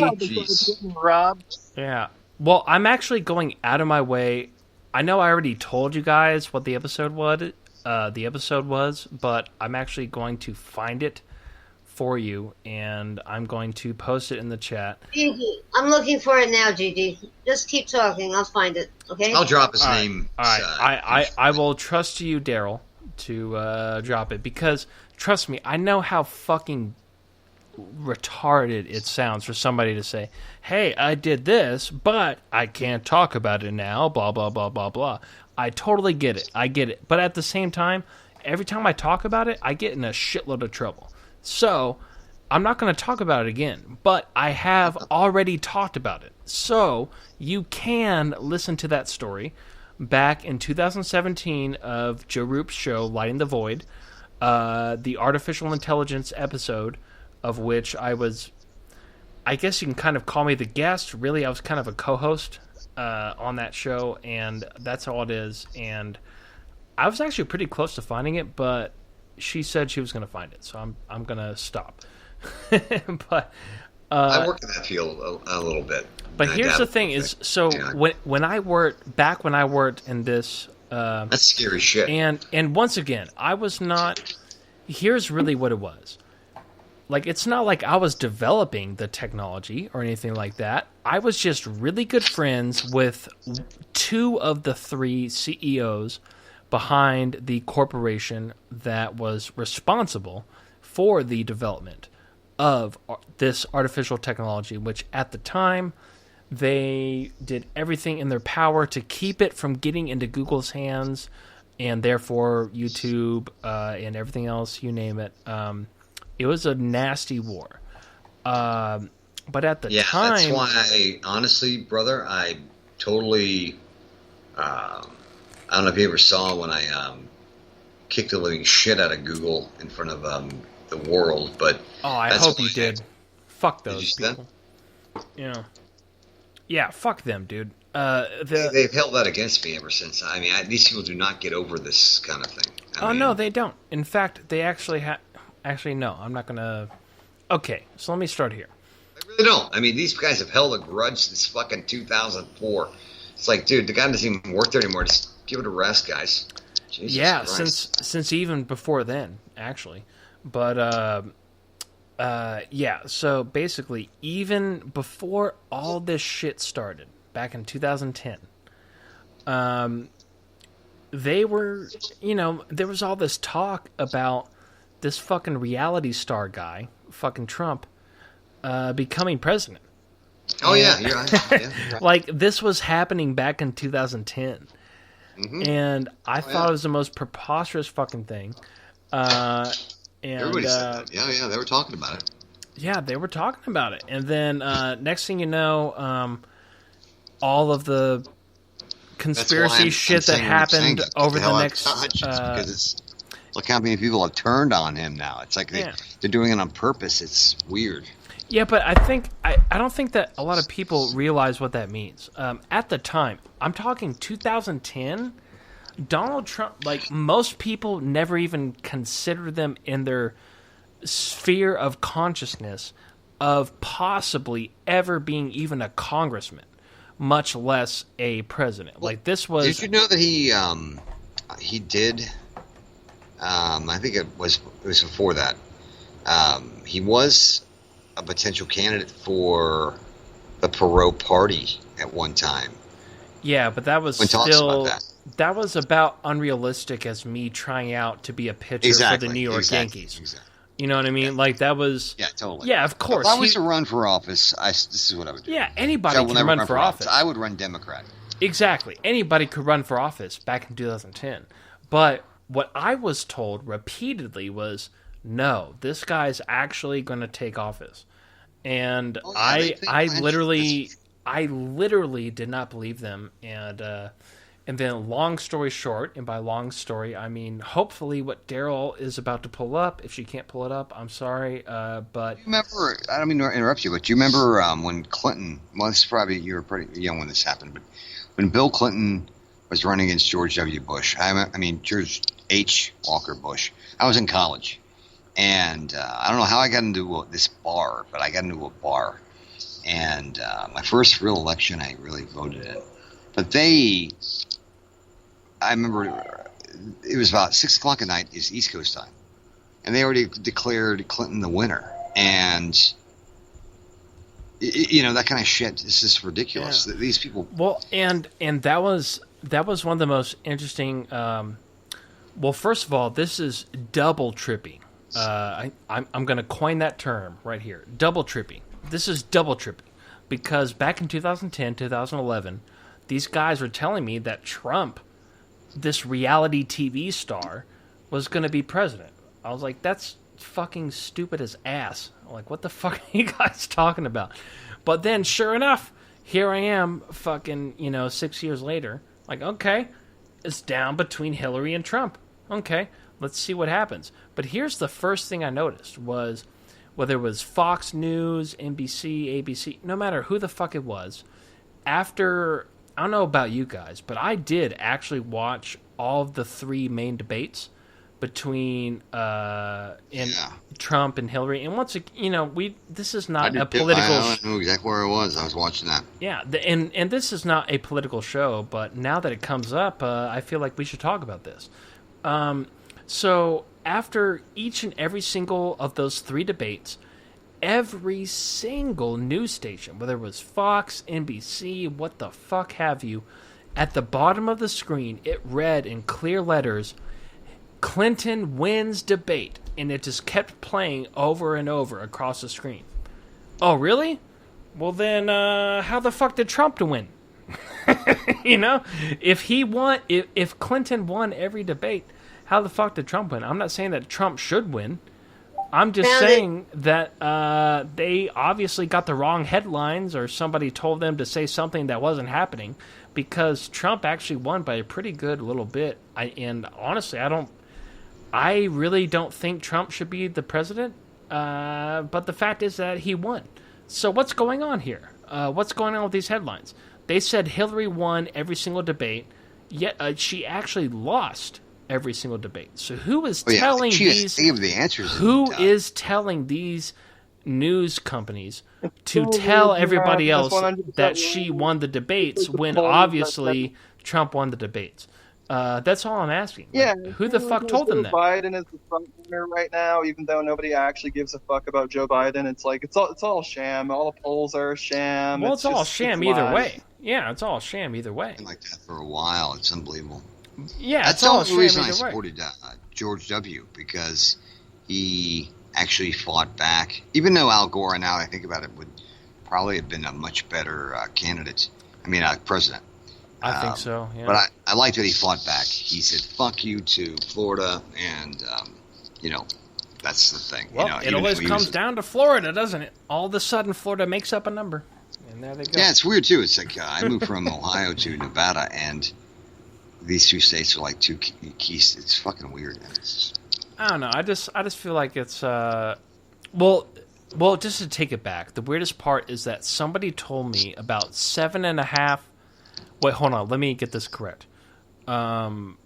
6.5 years before, somebody, one of the 3 CEOs of this artificial intelligence company told me that Donald Trump was going to fucking be the president. Do you know how ridiculous that sounds back in late 2010, early 2011? That's what I was told. And then sure enough, he fucking became the president. So that just has to make me wonder, what the fuck did that guy know? If there was any like truth in the debates, Andrew Yang, Elizabeth Warren, and Bernie Sanders would be the only ones who get to talk, but yet their microphones are being cut off while talking. I mean, yeah, Donald Trump, I knew that shit was going to happen, dude. I was flying around the same right-wing circles that fucking elected him back in 2014. Yeah, listen, Anonymous Radio. I don't think you quite hear what I'm saying. I hear what you're saying. I hear what you're perseverating, bro. No, listen. I hear what you're saying, but what I'm saying is I was told this back in 2010, before Donald Trump was even in the picture. Back when he was back in the 80s. I mean, he talked about running as far back as the 80s, didn't he? Well, early he did, yeah. early 90s, but yeah, same thing. Yeah. Yeah, he's been talking for his whole. He damn has been life, talking about pretty for a while, but would you if some asshole from some asshole company told you back in 2010 that Donald Trump was going to be president in 8 years, would you actually believe him? Yeah, of course. If you know anything about the fucking cyberpunk genre of the '80s, how corporations were going to take over our country by the year 2015, then you would probably think that a real estate actor mogul like fucking CEO like Donald Trump would become president, because it was kind of predicted. It has been. Well, I don't know. Maybe I mean, he has admit that. I mean, people have been absolutely. I don't know. I mean, maybe you wouldn't, but I didn't. I didn't believe that at all. I actually thought in my mind that and these rednecks were fucking Jesus Christ off the charts. Honestly, I actually thought that Obama would get reelected for a third term before I thought that Trump, that I was told in 2010, would fucking be the president. I very easily imagined more possibly that Obama would be the first president elected for a third term before before Trump would. And the fact that actually happened, it just makes me go back and wonder, what the fuck did these people know that I used to work for like 9 years ago? You know, like it's I don't think it's anything that I can relate to anybody. I think the best I did, which apparently Daryl is on the hunt for that episode, which I did explain this. I hope she can find it. But if not, that's all I can say is that I was told all this shit in 2010, and I thought it was stupid as fuck, but it turned out to be true. So I used to know who these people were, but ever since 2011, I have not spoken a word to any of these people, but everything they said within the 2 years before that came to be true. So I can only sit here and ask, how the fuck did they know this shit? Before Trump was even a candidate, they already knew that this guy was going to be the president. It just fucking blows my mind. What were the goddamn answers of the first two debates? Hey, Gigi, that episode you're looking for, if it was back in 2017 on Entering the Border on Roop's show, it's probably in his archives by now, because you can't hold that much. Yeah, it is. It should be August 20... What I'm saying is he probably doesn't have it up.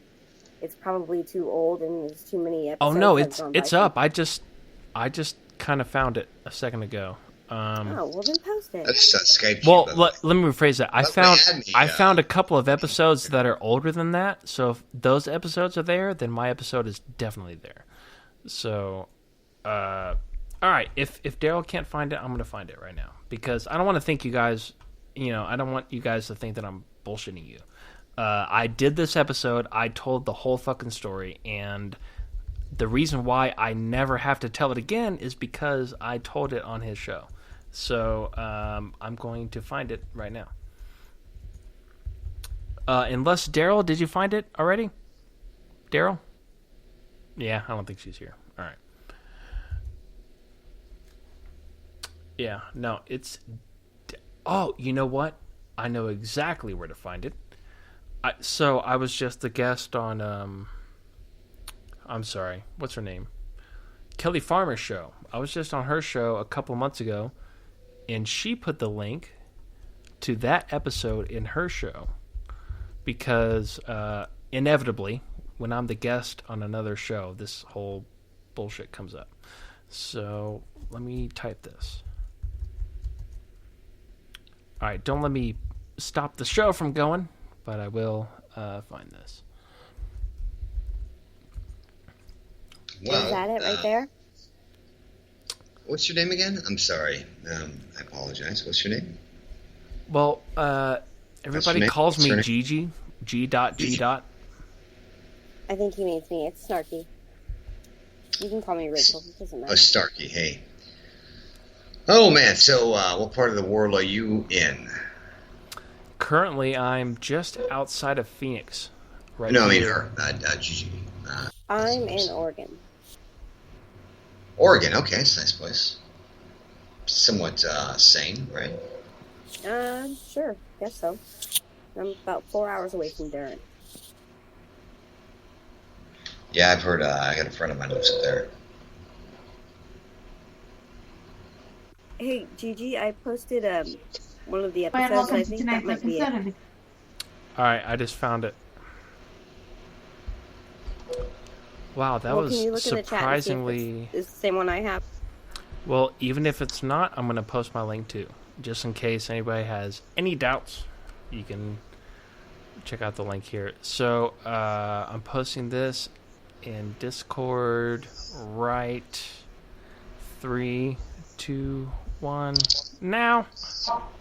There you go.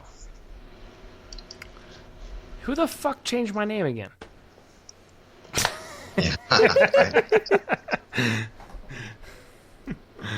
God damn it. I like it. Leave it. RD, but what does RD even mean? RD, the guy. Redirectional dysfunction is lame. But yeah, that's it right there. If you click that link, disease? I don't know. This was back when Rusty used to co-host on his show. Yeah, this is a long time ago. But oh, I guess the one I posted is different. This was August of 2017. So the link I just posted in Discord, you can find. Oh, you know what? I'm gonna put it in the speaker chat too, just so that nobody can tell me I didn't fucking put it here. Because out of anything that ever happens, people make it sound like I'm making this shit up. Well, guess what, motherfuckers? I actually told the whole story on this show, so you can eat my dick. And here it is. So, alright, let's see. Oh, there we go. Are we still on? Yeah, if you don't... technically, yeah, we are still on. So yeah, please take the subject away. And, bam! Gigi, There you go! There's the link right there on our official B-side episode. Anyway, I don't care about finishing the words. There it is. It's right there. If you guys want to hear it, there it is. If you don't, anyway, let's go back to the original. Let's go back to the original point. The original point was, I was very surprised back in 2010 that some, who I might refer to as an asshole now, he was kind of a cool guy then. Either way, some asshole told me that Donald Trump was actually going to be a main contender in the presidential campaign. And much less, he actually won on top of that. So that just kind of makes me wonder, what the fuck did this guy know? But at the same time, I can't go back in time and ask him because we're already, we got split apart pretty roughly due to a... well, damn, I guess I have to explain some of the story now. Due to Sony and Toshiba's business decision with Tao Corp. As a result of that, I was not allowed to talk to the people that told me this back in 2010, if that makes any sense. I hope that makes sense because that's all I can say. So, there you go. Well, I don't mean to be a party pooper, but I need a couple hours sleep before I have to do a bunch of stuff. Brother, it's been great being on your show. Wait a minute. Vegas is a city that never sleeps. You're not allowed to sleep.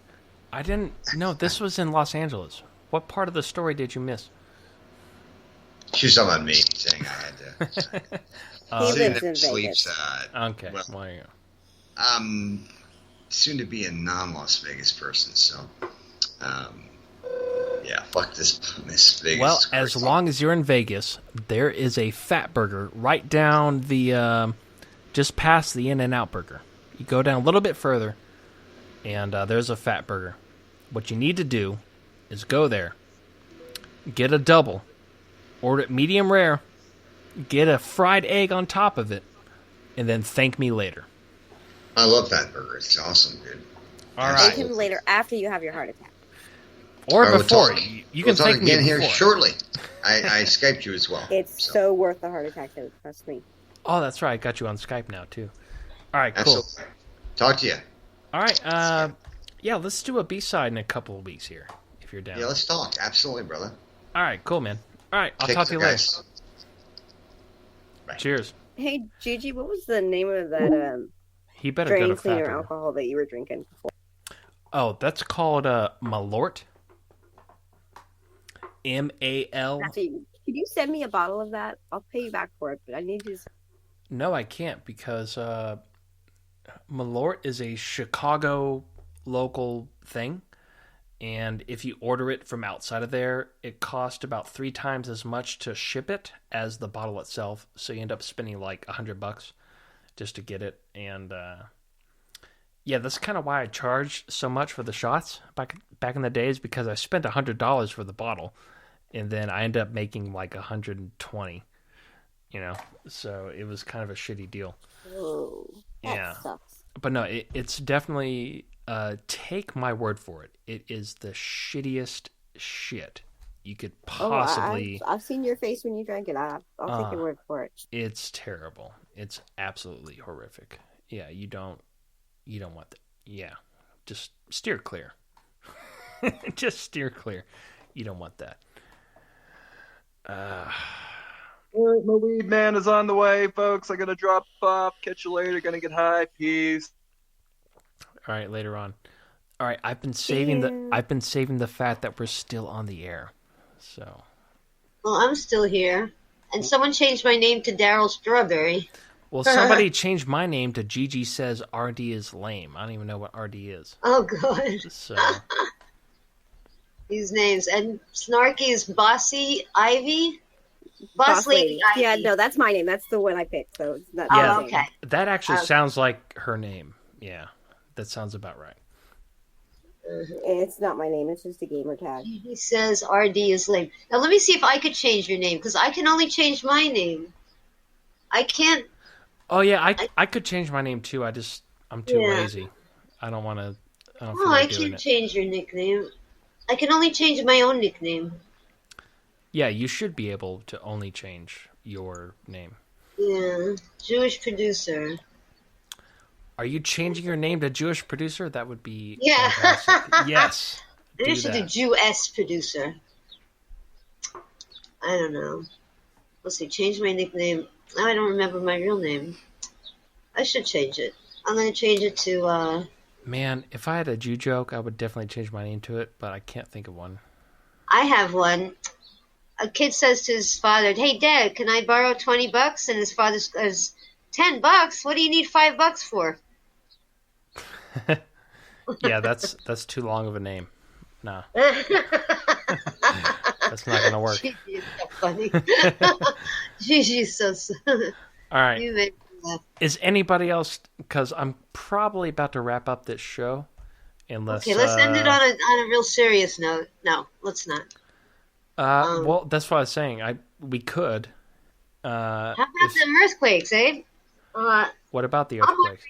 Well, you know what? We had another air quality index day in the orange color, which is like really bad because it's from green to yellow to orange to red to dead. So we're only 2 away from dead. So and I'm basically, wondering we're like dead, basically. Yeah, if it's beyond red, I don't want to really, see the next day's news. But I wonder if it's because of the volcanic ash that might be circulating around the planet from all the erupting volcanoes, especially one that erupted like 63,000 feet, had a big plume like that where the chemtrails start, I don't know. I'm pretty sure it's because of JP. He usually causes a lot of things. Oh, JP, but he's not here now. Well, he we doesn't. could He doesn't blame have it to on- be here to cause an earthquake over there. You know what I mean? Right? Right? Yeah. That's some producer there, huh? Yeah. No, he's got some abilities. All right, we've got Charlie in the box in the house. What's going on, Charlie? Oh, wait. I heard something so funny today. Oh my God, what was it? Was it here? They were talking about the advanced like alien ships and how like nothing went to waste on on an alien ship. Like if you went to the bathroom, they just put it in that flux capacitor that would just change it into energy. In fact, they didn't even bury their dead on those planes. They would just put the body in the flux capacitor or the energy exchange machine, and then it would turn into propulsion, right? So it's like, yeah, how much did you get? Like, I get about 5,000 light years per gallon. Yeah, but see, we need 1.2 giga Rachels in order to. How many do you get for a Rachel? I got about that was about three light years per Rachel, per gallon. Yeah, something around there. So unless Rachel talks right now, we're fucked. And Rachel is not talking. I think she's leaving us dry. No, Wait, she's talking right. Wait, no, I she was isn't. looking into the whole name thing. Okay. Oh, she's here. All right. Great Scott, by the way. We can survive. I thought that was pretty funny, though. I don't know. Yeah, that was pretty good. It's all recyclable energy. O'Reilly Auto Parts. But you better not let General Motors get wind of that technology. You know what I mean? We're all shit up to whatever. O'Reilly overcharges their orange sodas. I've noticed. Oh. Yeah. No, that's a fact. They overcharge. Orange sodas. Hey, isn't orange soda like the only soda that's healthy to drink? I really don't think so. I think it's just as shitty as all the others. It's bad as Coca-Cola. You could take your paint off your car with an orange soda? Probably. I think so. Really? Rachel would know because she's the one that's giving them out for free, right? Really? I think so. Why is she doing that? She has no idea what's going on. Okay. Is it a promotion? It should be. I feel like I'm promoting orange soda right now. I feel like this should be a promotion. But maybe not. All right. But I like black cherry soda. Oh, me too. I love black cherry. It's like Dr. Pepper, actually. I just had a can of sugarless black cherry soda about 2 hours ago. Does it have what the hell is the point of that? Well, does it have sucralose? good what point, makes it actually. sweet? What made it sweet? Nothing. It wasn't sweet. That was the point. It was just sweet. Unsweetened? Yeah, Oh, really? it was sweetless. It was just What is it? La Croix? La Croix? No, it's just, for people that don't want to drink sugar, but they kind of want to pretend For people that they're... with diabetes that want to hang in, just, fit it. I have to tell you, there's a sugar-free soda that has stevia in it. I think it's called stevia. Yeah, stevia. but that shit sucks. No, the black, I'm just doing a bit of a keto diet, so, Oh, okay. I do the sugarless black soda. Oh, I know, like the Soda. seltzer, right? Right. Oh, it's like cherry flavored seltzer. It's a little bit better than that, but pretty much, yeah. Actually, that's my other Jewish name. For Perrier, I use Daryl Seltzer. Wait, your other Jewish name is black sugarless soda? Damn, you could have fooled me. I thought it was something else. No, I was actually it was Perrier. No, that's her porn name. You gotta get that right. Oh, okay, that makes a lot of sense. Yeah. No, when I was what do you call it? You call it scabbing when you work and you're not working a union job. You have to have a scab name. So my theater name was Perrier, but my scab name was Seltzer. Yeah. Yeah. And my brother's name was We're all a bunch of alcoholics. Well, that depends on your definition of alcohol and alcoholics. Right. So basically, yeah. Well, I accidentally looked in the chat room and it was enormous. Everyone was there. It was Dave Cruz was in the chat room and there was what? Joe. Dave Cruz was in the chat room? Joe was in the chat room. When was that? Well, I thought it was tonight, and then I looked, and it was the episode from August that you were doing. Oh yeah, he was in that one. Like, that I was can't like believe this 3. Oh my god, this is unbelievable! Look at the crowd that Gigi could get in a moment's notice. This is too cool. Dan Lopez was there, and That was Catalina even showed up, and 3. That was 3 years believe ago. it. That was Alan not Parcher, tonight. of course, I wasn't surprised to see Alan Parcher's name, but Oh yeah, Dave he's everyone was everywhere. there, If you And do a show, he's gonna so he's gonna be. and in there it. was Yeah. there was Rebecca Jennings Pate. That's not anybody we know. I thought it was. Never mind. Yeah, I Raymond? don't know who that is, but if Dave Cruz is in the show, that was like 3 years ago, for sure. Yeah.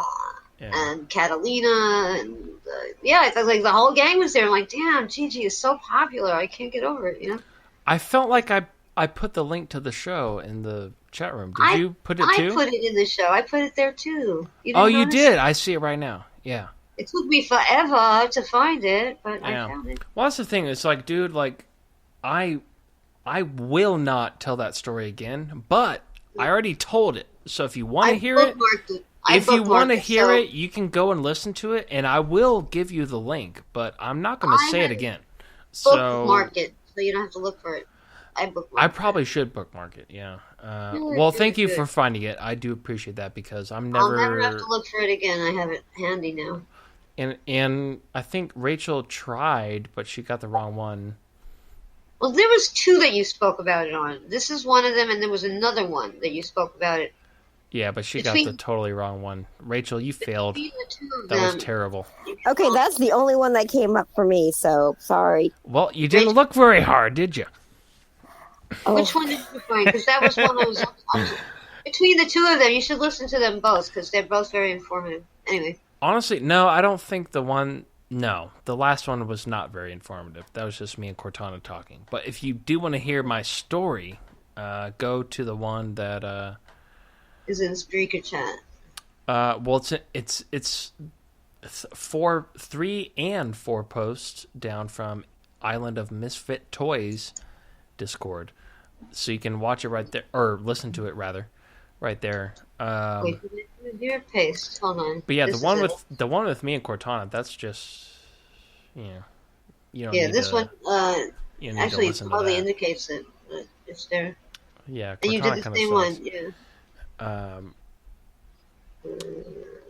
But yeah, that's the thing. It's like, dude, I already told the story, and every time I tell it, I get in a shitload of trouble. So that's kind of why I'm glad that I already told it, is because I don't have to say it again. I can just give you the link, and you can listen to it, and I don't have to say it again. And that's kind of the deal. So. Hey, Gigi, I don't know if I already asked this or not, but did you play Dead by Daylight? Oh my god, did you read what the Angry Jew said in the chat room? Oh yeah, he's my arch nemesis forever of all time. There's no reason to look into that. He hates you. He hates Snarket too. I Yes, don't like what he does. Yeah, he puts the STD instead. That's disgusting. Don't worry about that. He's that's just what he does. And I don't think he should be so. That's female bashing. I hate female bashing. He's just a kid. How is he He's not female worth bashing your if time I'm to even get wait, worried hold about on, it. I'm not even worried. hold on. If I'm a male, which I think I am, I'm pretty sure, right? How is he female bashing?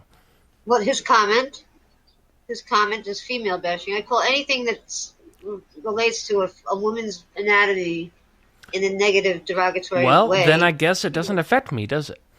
So. Okay, well, there's actually something really. Dude, when he first said that, he said he sent it to me. I'm like, so wait a minute, you gave me an STD? Is that what you're trying to say? No, it's what he wrote in this chat room. Well, what did he write in that chat room? You want me to? I don't want to repeat it. I'm going to just copy Just and say paste it. It's not like other people can't go in there I don't and give a read shit. it. I mean, Plus, he will hate me forever, and I will be indifferent Jesus forever. Dear Jesus. But if he gave me an STD, then that kind of makes sense that me and Rachel, that I gave Rachel an STD. I kind of want to delete it, actually. I think it's like I said, he puts the stud. Wait, this or is he puts the STD and stud. That's right. This is worse than anything I think you could say. That kind of sounds like a compliment, You know? I'm gonna put it into the Do I put the STD in stud? That sounds like a kind of a compliment, really. No, now Only it a looks like man I would said think that's a compliment. it. Did you see what he wrote?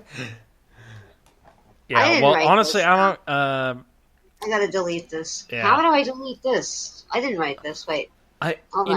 He's been talking shit for years. If I really wanted to, I could delete his messages, but honestly, I think it's kind of funny, so I don't really delete them. So He's just a shock jock. He does it just for the attention. He does it because he gets bored. Are you boss lady? Who are you in this chat room now? Let's see. That's me. That's you? Okay, I'm gonna send you a private message to what he wrote, okay? Okay, go ahead. So you're gonna tell her what he wrote, and you're not gonna tell me what he wrote about I don't me? want to repeat it out loud. It would be like enabling him. All See right. what he wrote? This is what he wrote. Dear Jesus. Please kill Gigi. I will rape Gigi in his mouth. Amen. I'll send you a private message of what he wrote, Gigi. I imagine that was somewhat similar to what he Super wrote. negative. Super, really distasteful. Totally distasteful. Yeah, but that's his job. That's what I pay him to do. I'm sorry he's Jewish. I really am. He brings a bad name to us Jews. No. Yeah, but I pay him it to be says, Jewish. Dear Jesus, please help Snarky get over her yeast infection, yada yada, some other talking bullshit troll. I don't know. Thank you, Jesus. It's a bunch of garbage. So- It's like 15 years So old. my name wasn't even in there? No. Not that one, no. Well, then what the fuck is the problem? And then But he there said are something many, many terrible others about out there with your name in it. Don't feel left out. No, he mentioned something about you that was so stupid. He probably was in when you were switching. You were pausing for a station, or you were reloading the chat. So he thought it was When dead he- air. Yeah, well, When he can't actually find something to dig out on you, that's when he starts making shit up. That's Yeah, when well, you know you've got the upper hand. the only thing he has against me is that on the Fringe FM, I can't say the words "one angry Jew" in a row because it sounds discriminative. So I have to figure out other ways to talk shit about him. One which angry. is We'll know it's him. yeah. So you guys know. Or you could just call him Howard. One Or I can just angry call him Howard. the fucking Jew. I can probably just say that. Don't call him Jew. No, don't use Jew because it has nothing to do with how awful he is. He's just an awful person. You could call him a stud. Be a little secret. One angry, small penis man or something. Yeah, I'll just call him one angry hot pocket. One angry small penis. No, I'm gonna go with one angry hot pocket. I think that's a good. Hot pocket. Yeah. Hot pocket. Oh, I don't understand it. I don't think I want to. Oh, I think you're thinking a little bit too far. Look whose mind's in the gutter now. What does one angry Jew have? I think that's the guy My from mind never Philadelphia. left the gutter. What are you talking about? Is he from Philadelphia? You brought it there all by yourself. That was you. You know they banned him from all the Starbucks in all of the country. What? Hmm. What did you He say? got banned from Starbucks. Can you imagine how you have to be? What kind of an asshole you have to be banned from Starbucks? Who are you talking about? One angry Jew? Yeah. Oh well, yeah. That doesn't surprise me at all. Yeah. He offended them. I'm certain it was something offensive that he did. So it doesn't surprise me now. Well, he's already. Yeah, no, that doesn't help. How about the most offensive? Well, but you're Jewish, so you can't really help a whole lot here. I'm not helping, but I'm being Jewish has nothing to do with him being an asshole. You know, he's just an asshole. Yeah, but if I'm going to call him an asshole, it has to be Jewish related because his name is One Angry Jew. You see what I mean? I hate his name too. His name is offensive. Well, just because he's disrepresenting you doesn't mean that I can't call him based on that name. Who's Salamander Studios? I like them. Too bad Howie can't afford to buy a better personality. When you go through life unwanted by your family and friends, you gotta regroup in Ladyboy land. Rachel just changed her whole name by 27 different letters. Really? Yeah, look, her name is Miss Zero Fucks Given now. She was just Starkey or whatever a couple of minutes ago. Miss Zero Bugs. Mrs. I like the spelling. Mrs. Oh, I see. I don't know. Zero. Oh, well, I just automatically subtracted one of the miss because I thought that was towards me. I like the way you spell Fuckz. There should be a Z in that word. That's cool. All right, so me and Rachel are getting married tomorrow. You and, are. Woohoo! Can I be your best man? Yeah, and Maid me of honor? and one Maid angry of Jew honor? are going to arm wrestle tomorrow, or the day after tomorrow. I'm sorry. Me and one angry Jew are going to arm wrestle tomorrow, and I'm pretty confident that I'm going to win. Oh, So, good. I'll be rooting for you. yeah. Isn't Joe Seeker going to be the stripper for our bachelorette party? You know. Ooh. No, see, I've already thought about this. You're going to be the stripper, and you're going to be my bride. Oh, wow, that's hot. Yeah, you've got double duty, double booty, double duty. Oh, wait. Then what is she going to wear for her wedding dress if she's going to be in a stripper? Oh, she's just going to wear a boot. I don't wear dresses. Yeah, see, that's the point. She doesn't wear dresses, so she's going to be right in fit and on time. So I'm pretty happy right now. I don't. Yeah, I'm pretty wore a happy. Star Wars shirt to my wedding, okay? How can you get married? Can you get married remotely? Well, she can wear a Star Wars shirt as long as you don't wear a, anything else. So I think we're pretty good to go. All right. Good fall. Okay, but are we going to get married in a church or are we going to get married at the courthouse? We're going to get married on a 7 Days to Die server. Fuck yeah, I'm in. Let's go.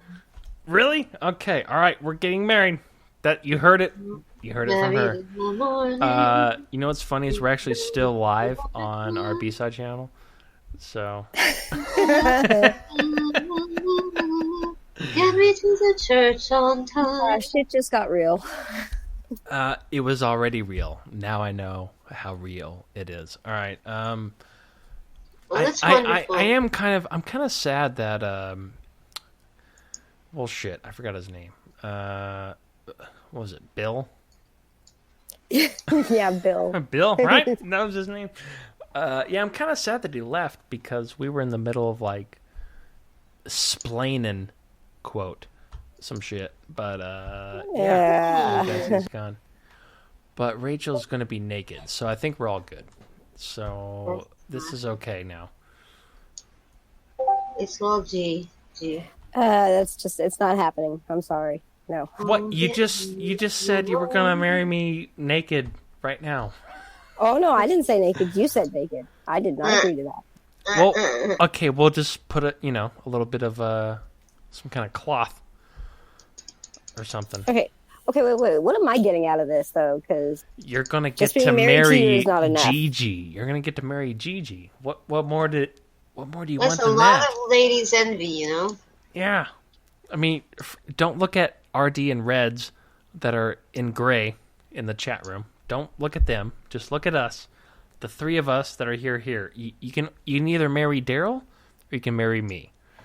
So, I think the option is we can go to Utah. I choose Daryl. I think it's pretty obvious. I choose Daryl. Daryl, marry me. I choose you. Okay, I do. Well, little do you know, Daryl wrote in her, in her will that when she dies, which is in about 10 minutes, that you have to marry the next person in line, which is me. So no matter what you do, we're already getting married. So you're engaged. Okay. No, we're getting married like in 10 minutes because you're dying in like 5 minutes.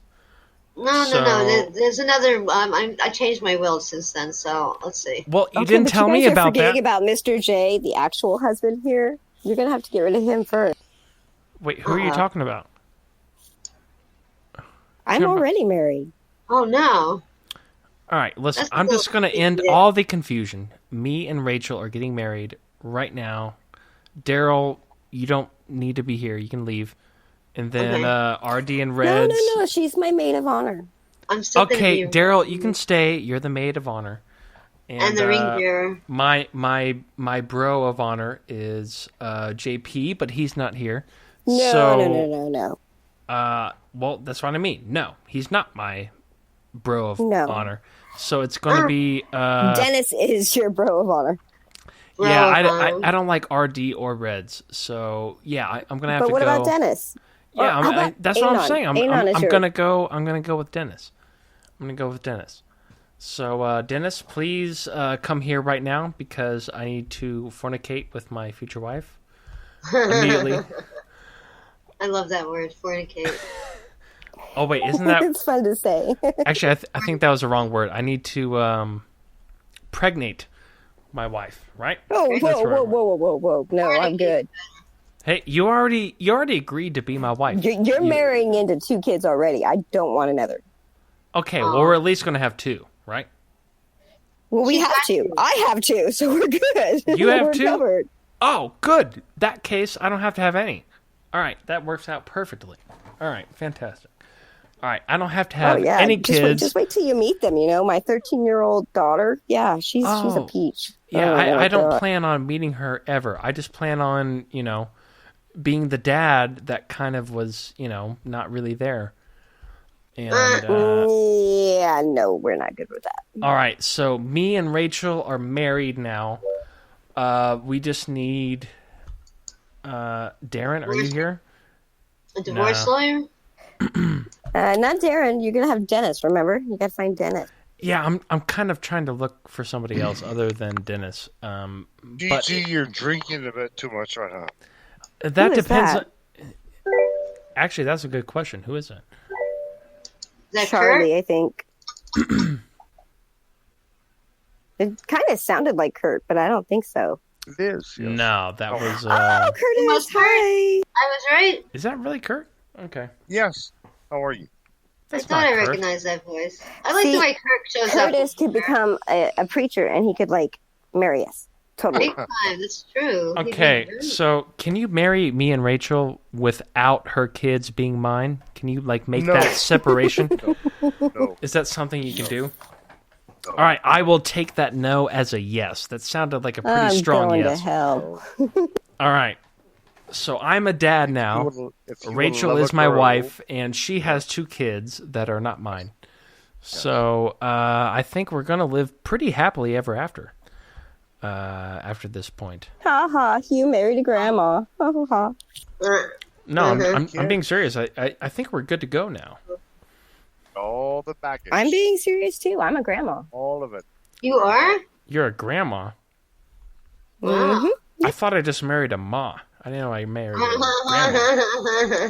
grandma. Okay, well, you married a gilf. Admit it. Okay, well, I guess I'm a grandpa now. Doesn't change my decision. I guess I have 2 grandchildren now. And no children in between, and I just have a lovely grandma. So no. So you wouldn't be a grandpa because these came from my husband.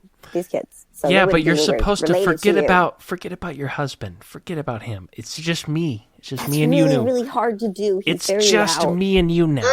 It's just me and you. That's all there is. Just me and you. So I'm kind of like the pa, but I'm also the grandpa, basically at the same time. So we'll just call you the peepaw. The peepaw, yeah. I actually no, I don't like that name, but yes, yeah. I'm okay. If that's what it takes, I will be the peepaw. All right. So Charlie in the box. I don't know who the fuck you are, but please deem us. That's Curtis. Oh, that's Curtis. I don't know, because every time I come on here, Kurt is apparently a different person, so it's kind of hard for me to believe. Yeah, he's hiding from Debbie. Well, I'm not. Your accent doesn't sound as Canadian as it should be. Ask me something only Kurt would know, and I'll let you. Okay, well, would Kurt know that me and Rachel are getting married right now? I've been listening to you all night. If you do get married to her, you may have kids come up in the bed late night, want to sleep with you. Grandkids galore. Expect that Sunday's potluck. 5. Yeah, but those are her kids, though. Those aren't my kids. Potluck. You get all of her, not just her, but if you marry... I will accept all of And her. mind you, I have a shitload of baggage. Oh, well, that's the thing is, you have a shitload of kids, you have a shitload of baggage, all of which will not be mine. So I think we're ready to go. Yeah. All right, go ahead and dub us. Go ahead and dub us Charlie in the Box. What? W? What? I'm sorry. Fucking marry us. No, I'm not a preacher. My brother is. You just said that you kind of might be. Just earlier. Well, come back in 45 minutes, go online, take the test, you'll be fine. I don't have... Listen, I'm either going to be the love of your life right now, or I'm not in less than 45 minutes from now. Tomorrow. Really? You're going to give me an ultimatum on my wedding night? Okay, no. No, I'm not going to give you... It's either now or never. You gave me an ultimatum. See, no, that's an ultimatum. I don't do that. Now or never is not an ultimatum, except for the fact that it kind of is the definition of an ultimatum. Yeah. But, no. I'm married... Fucking goddamn it. Charlie in a Box, marry us right... Who the fuck has ever said, Charlie in a Box, marry me right now? Apparently I'm the first, so please do it. Please do it. People say during the Vietnam War, Charlie in a Box. Do you, Gigi, take Snarky to be your wife? Not her kids, but herself, yes, I do. You can do that. You can okay, he said I can. Do you, Snarky, take Gigi to be your husband? Only on Saturdays. Okay. Only on Saturdays. That's better than nothing. All right. So I am Rachel's wife on Saturdays. All right. All right. Wait, so you're my wife on Saturdays? Well, guess what today is? It's not Saturday, so you have the kids. I'm free.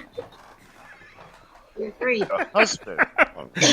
Wife. Are you a drag queen? I have the kids every day, just so you know. No, apparently you only have them on Saturdays. So the only time I don't have them is when they're out with their friends. Well, are they out with their friends right now? No, actually, ironically, they're with my mother right now on vacation. Summer. Oh, well then you and me can make love until eternity now. Right? Exactly. Right? Good timing. That's kind of what I interpreted that as being. No. No. Okay. Why? Well, but your kids are not here, right? No, they're not here. They're there. They are there. Well, guess who's not there? Me and you are not there. We're here. That is very true. That is true. Yes, indeed.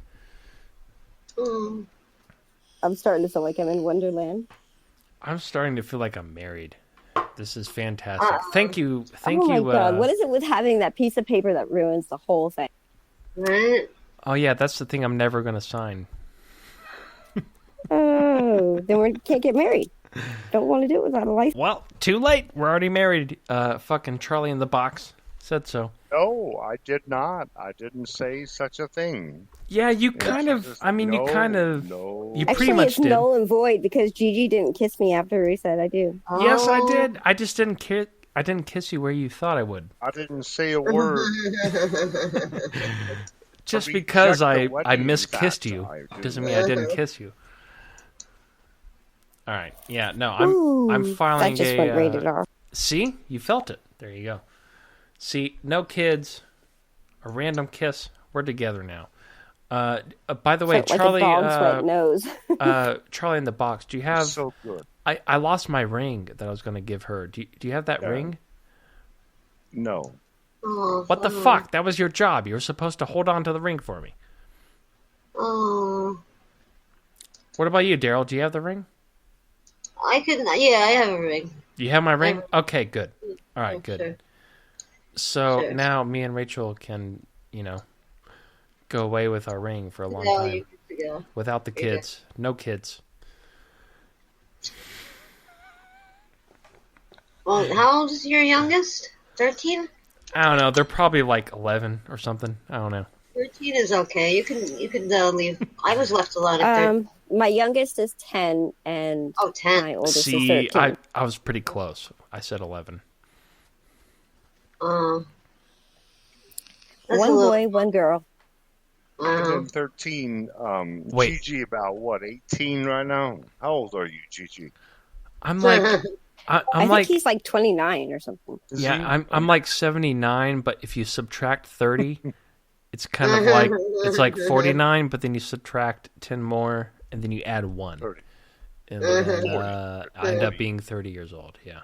So you would have, if you were to have had kids, Oh my God. I'm a 13 cougar. and 10-year-olds, you couldn't. Yes, you are. How old did you think I was? Be a father to them. No, he'd be like a brother. Your brother, stepfather. He'd be like an older brother. Like buddies, you know. Oh, some Love your people mom, some people think children, we're I love still your alive. mom. Oh shit, I think we are still alive. Go from there. Let's Oh, go God. fishing, whatever you have to do. Wait, what was your question? No, I think he's talking about what you do with the kids after we're